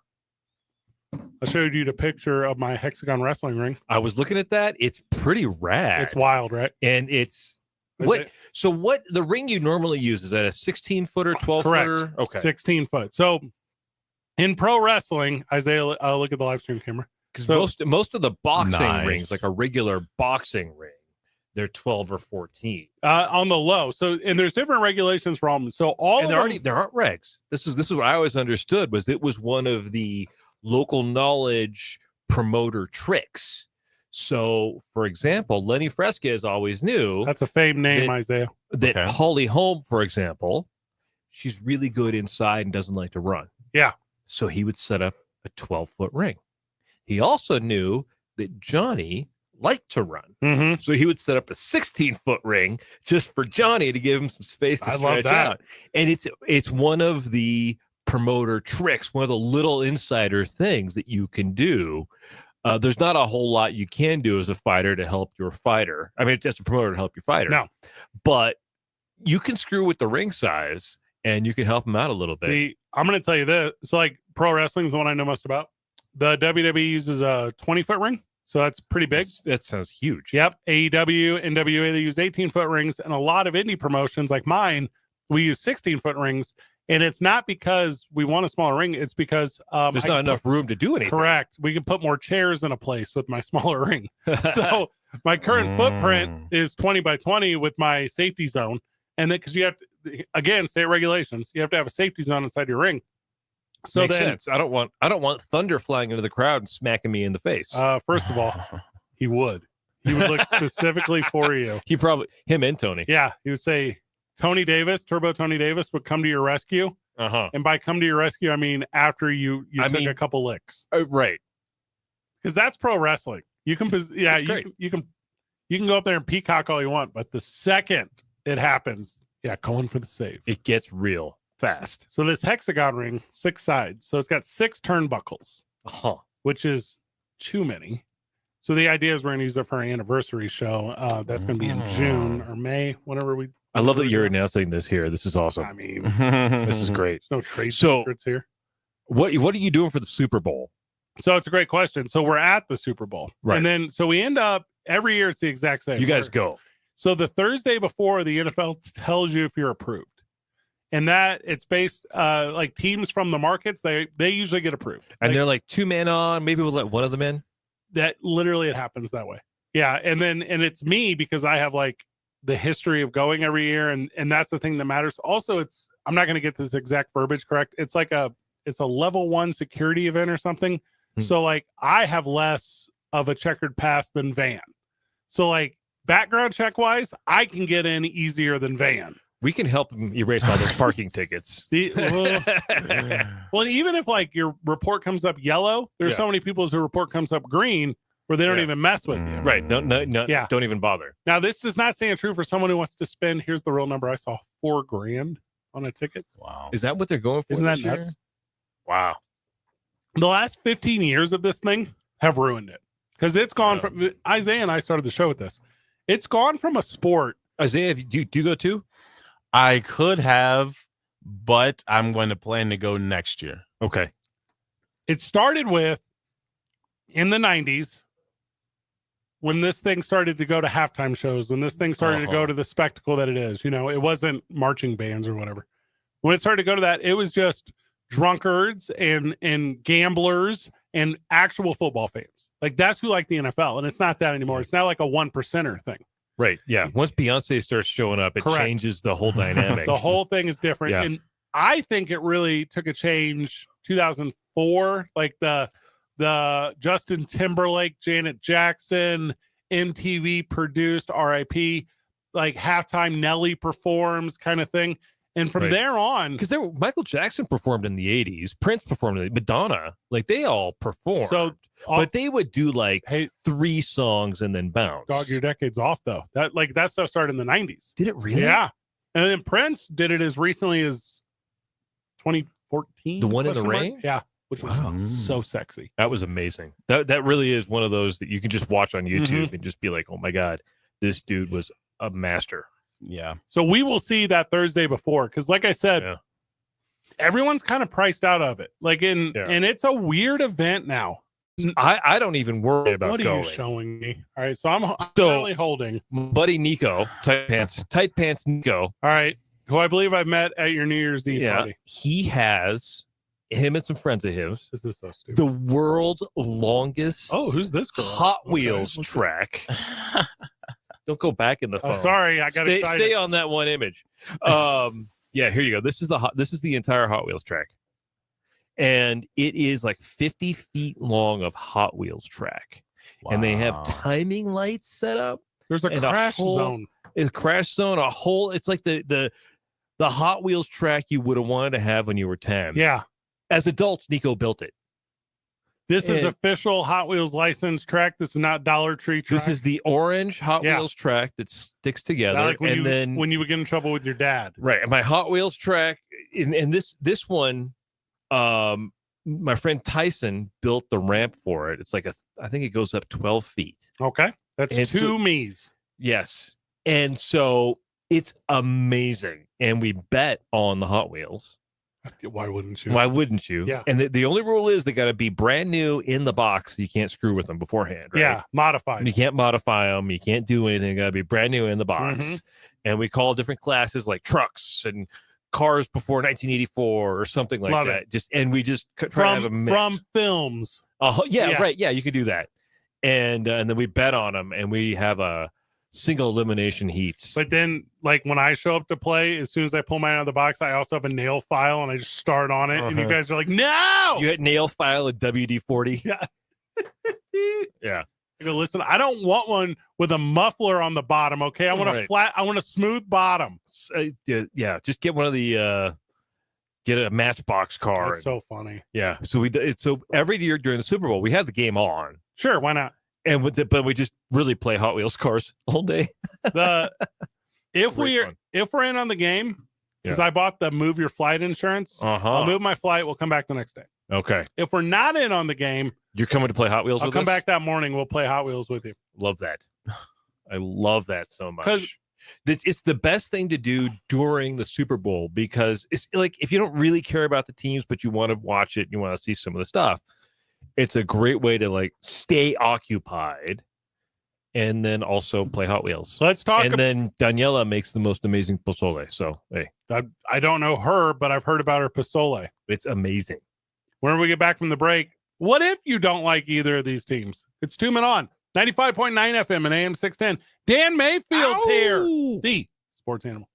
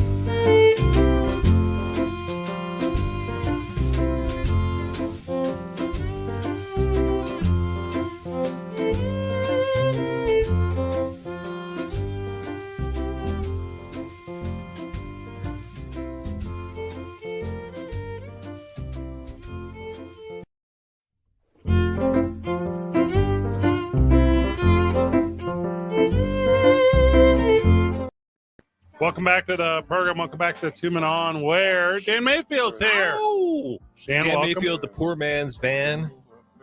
Because Van has called in. I'm thinking Van called in hungover. We don't know. Whenever I had COVID and I was in the hospital for like ever, we never said what it was on air because we didn't know if I was going to die, you know, because this was like pre-vaccine. So I would like try to listen, but I really wasn't cognate. So anyways, it'd be like, Van would be like, oh, we're joined again by Brandon Ortega. And people would go, Somebody. We got a guest in. Yeah. So Brendan Ortega catching strays. hey, Fred's on assignment. I'm like laying at Presbyterian, like that scene from Miles Dyson in Terminator 2. Barely able to breathe. Yeah, just like 1 foot in, and they're like, "Hey, Freddie, you want to see the you want to speak to the you want to go to the chapel?" no, I don't. Thanks for asking. Yeah, I didn't get that version of COVID. It was hard for me to breathe. I'll tell you what, I had strep throat one time. It was in 2022. Probably the same as COVID.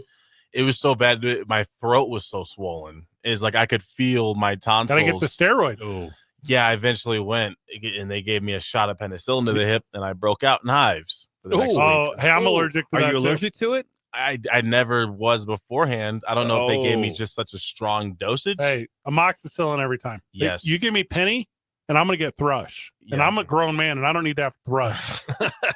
Isn't that like an 18th century disease? Yeah, and then you're scraping yeast off your tongue, and you're like, "What is going on here?"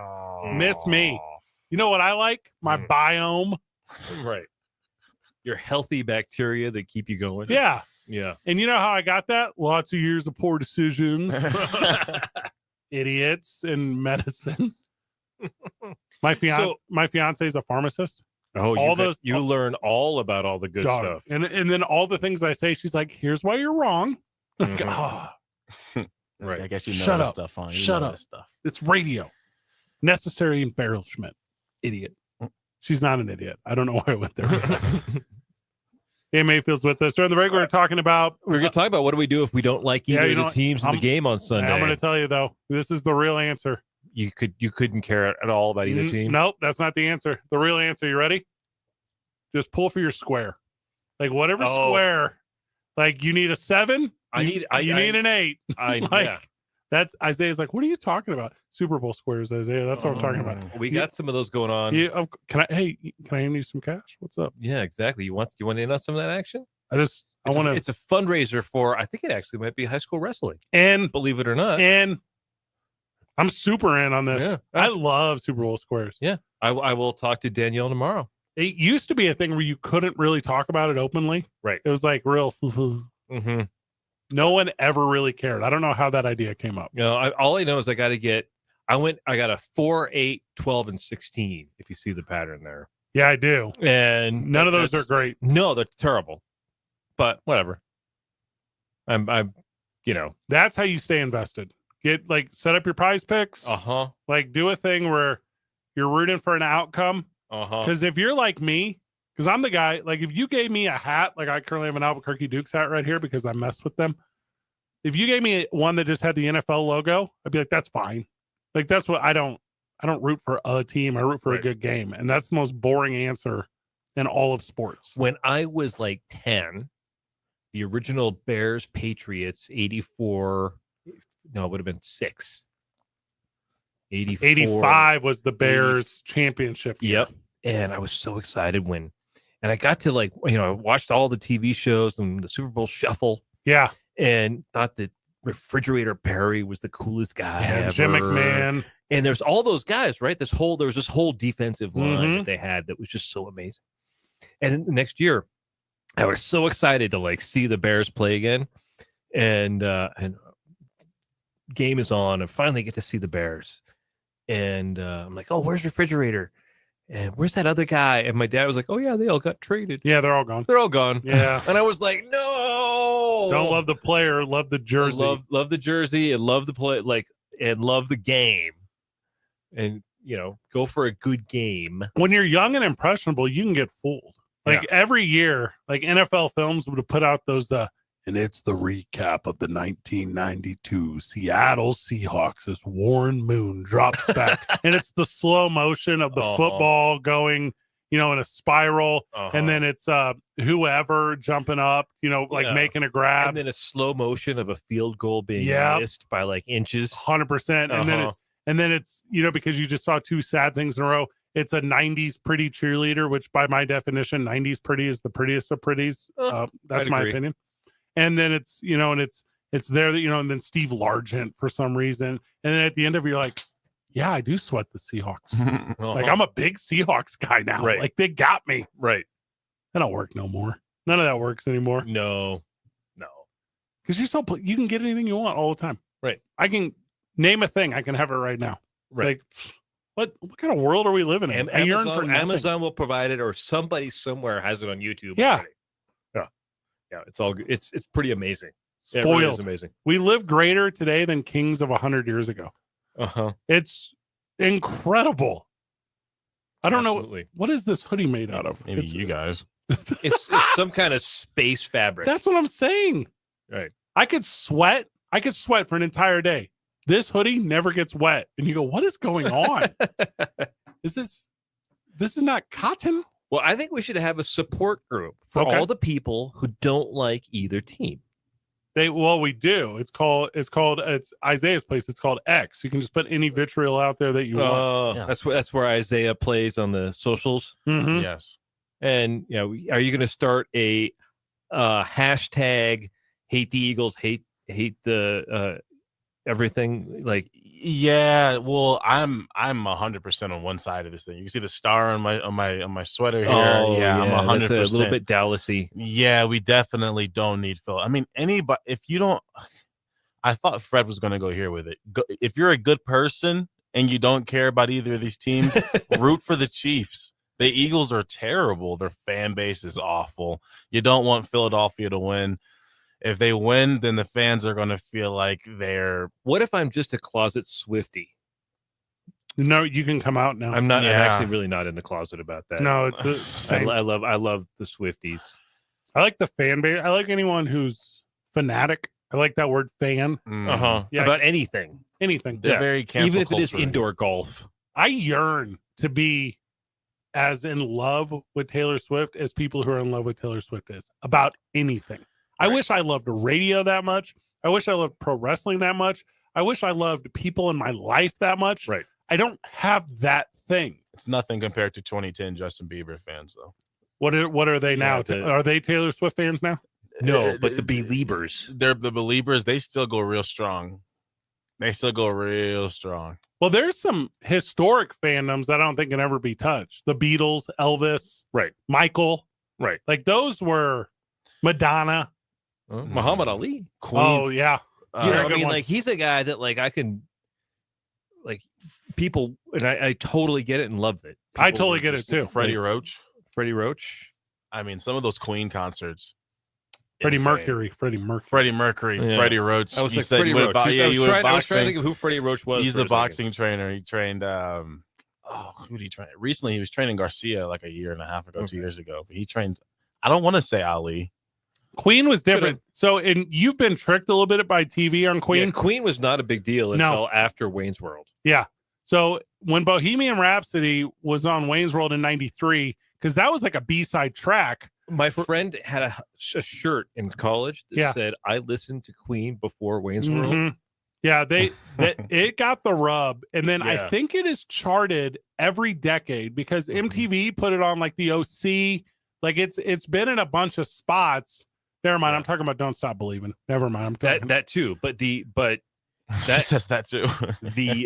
Queen was never a big thing. No, and like you heard some of their songs on like classic rock radio, and in England they were way bigger and really contemporary, and they were relevant up until when Freddie Mercury died. Yeah, but they were never relevant as long as I've been alive. Yeah, AC/DC still going. The thing with them, I was the first time I went to Italy, and I was passing through Bologna, and that was the hometown I was staying in. And I'm driving by, and I see Italiano. No. Oh. I didn't mean to use the word hometown. My ex-girlfriend's hometown was Bologna. So we're driving through there, and I look to the right, and I'm like, "Hey, what's that big like stadium? They're packed over there." and her mom's like says in Italian, has to be translated. She's like, "Hey, AC/DC's over there." I'm like, no, I don't think she said the right thing. Like, who's that group? Yeah, AC/DC. I'm like, I don't think it's the AC/DC that we're thinking of. And she's like, yeah, no, they're over there. Well, I'm like, wow. Not to be that guy to like super put Europe through the mud right now, but Jimmy Carr does that over there. Like they yearn for entertainment in Europe because they especially old American rock stars. Well, and I got a good one for you. Brazil too. After the show, I'll share a good story with you. Oh, nice. I will tell you this though, Isaiah. Like as far as about Def Leppard, I'm very excited. That 80s stuff, like cool on Queen, like cool. But I mean, Bon Jovi and Van Halen and even Depeche Mode, like speaking of fandoms, though, you just got my brain juices going, Fred. Yeah. And like endorphins are released. Soccer fans over there are nuts. Yeah, that's a good point. Insane. So I got a good soccer story for you. I was in Rome and we were staying in the hostel, right? Perhaps. I was staying in a hostel in Slight flex. And so we wanted to go to, it was Milano versus Roma, which is kind of like big deal. It's like Chicago versus New York, LA versus Boston. It's a big rivalry in football. It's a great comparison, actually. Right. And so it was a big deal, the Milano Roma game, and we're out in Rome. We take a cab and we could only get like a mile and a half away from the stadium. The traffic was so backed up, right? And so me and these two guys I met in the hostel who were both in town specifically for this match. Mm-hmm. And so we kind of work our way up and I'm like, oh, this is exciting. And I'm like, when do we get tickets? How do we get? And they're like, dude, this has been sold out for weeks. I'm like, then why are we just standing outside? We should just like go to the bar, watch it on TV. And they're like, no, man, no. And we're sitting there waiting and they're like, and it's me. And like, there was probably 50 or 60 other deep, yeah, but young men around the gates. And then finally we hear something happen in the stadium. And all of a sudden this kid who's like an Olympic sprinter hops the turnstiles, of course, and bolts. And the two carabinieri, the two police officers, right? The two police officers there at the gate take after the kid. Good luck. All of us jump the turnstile and we all run into the stadium and flood it before two other cops could come and stop everybody. So is the security, is it down? I've heard some other stories about like you can like bomb rush gates or hop gates to get in the arenas there. Yep. I feel like here you're worried about getting shot. That happens. Right. And this was, 2000. This was a while ago. Oh, okay. But it was a thing. Like it was amazing to watch this kid who was like Olympic sprinter just dive over the turnstile, and the two cops, and like it was clear that the cops were in on it. Like they knew exactly. They were like, when's the kid gonna run? We got to run after him. And then leave the gate open. Like they were all in on the game. But you get in and it was like 80,000 people in this stadium. And then another 20,000 just kind of like pouring in at some point. Well, we were sitting in the aisles and people were yelling and screaming and singing. It was amazing. And then if you survey the area afterwards, there was 160,000 fans in there, brother. That's exactly it. There probably were, I have a very similar story about Game 7 in the 2011 World Series in St. Louis, where I was doing radio stuff, but like seventh inning stretch, the gates just opened. Like there was, and everyone from Ballparkville and all the surrounding and all, they just came in, and it was the concourse and the standing room, and it was the exact same energy, and nothing could be done to keep St. Louis Cardinal fan from seeing. But I mean, probably 60,000 people, not the numbers you're talking about. Right. But still, I mean, it was cool. You get that kind of energy in a room. It's going to be cool. We're not going to see that at the Super Bowl this year. There's 80,000 seats at the whatever dome down there. Like it's crazy. And they all cost $4,000. Right. On the low. When we get back from the break, we wrap up the program with Dan Mayfield. Why? Because I'm awesome. Well, there's that too. Van's not here. 2 Men On 95.9 FM and AM 610. The Sports Channel. Brought to you.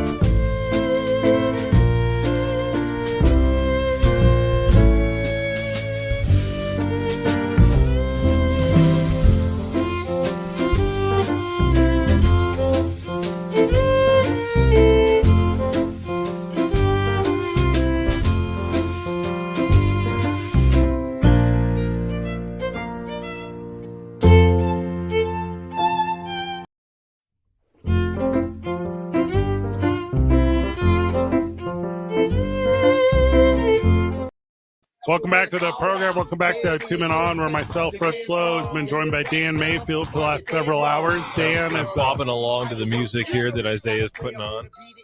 Isaiah Johnson also with us. He's been mid. Just like Cowboy coaching decisions. We'll go into that at length later this week. Mm-hmm. Dan is the spokesperson for the city, and there's a ton going on in the city. I've lived here 7 years, and I used to say on the radio show, where are all the cranes at? I used to say, why aren't we building anything? Right. Like, what's we going are on building here? a lot. It's right everywhere now. Yeah. There has to be a buzz at City Hall. We feel it. We feel like there's a lot going on.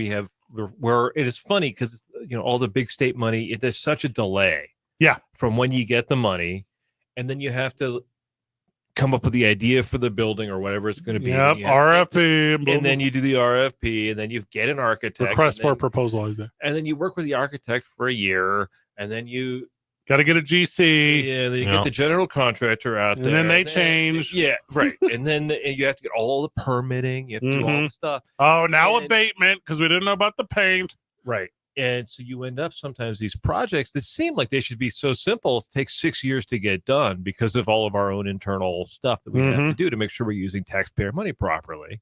And a lot of that too with roads. With roads, we put them on the list, but then there's not enough guys, or there's not enough asphalt, or it's too cold, or it's too hot. Like we don't really do a lot of paving right now because it's just too cold. Right. We can't actually stripe the roads right now because it's too cold. People think the striping is paint. It's actually a thermoplastic that you melt onto the asphalt. And if it's not warmer than 50 degrees for 12 hours, it won't melt. It won't stick. So, you have to, all of these things. So it seems like people are like, well, why can't you just paint the road? Well, because it takes all this other stuff to do it. Because I'm not the Queen of Hearts, friend. Right. It's not how it works. And so, there's a lot going on right now, and we're really happy. It's like all the stuff that we started 6-7 years ago is really now coming to fruition. Even Gateway getting built. That's a big one. So sweet. We're going to have a lot of beds in there soon. That's going to be a big help. The improvements on the West Side Shelter to make that a place where people actually will go. Yeah. That's going to be awesome. I went to. We're going to have Wells Park, New Community Center, Loma Linda, New Community Center. We were talking about the Jack Candelaria boxing gym. That's going to be awesome. It's not too far away. Lots of new parks. And have you been to Ladera Golf Course lately? Very much, yeah. What do you think of the new bar? Okay, so I need to go back because I don't know about this. Oh, yeah. I will go with Ladera, you. We just finished it a month ago. Oh, I have not been. And there's a brand new bar at Ladera. And it's a brew pub. And we patterned it after Marble Downtown. Yeah, smart. And it looks so good. It came out so well.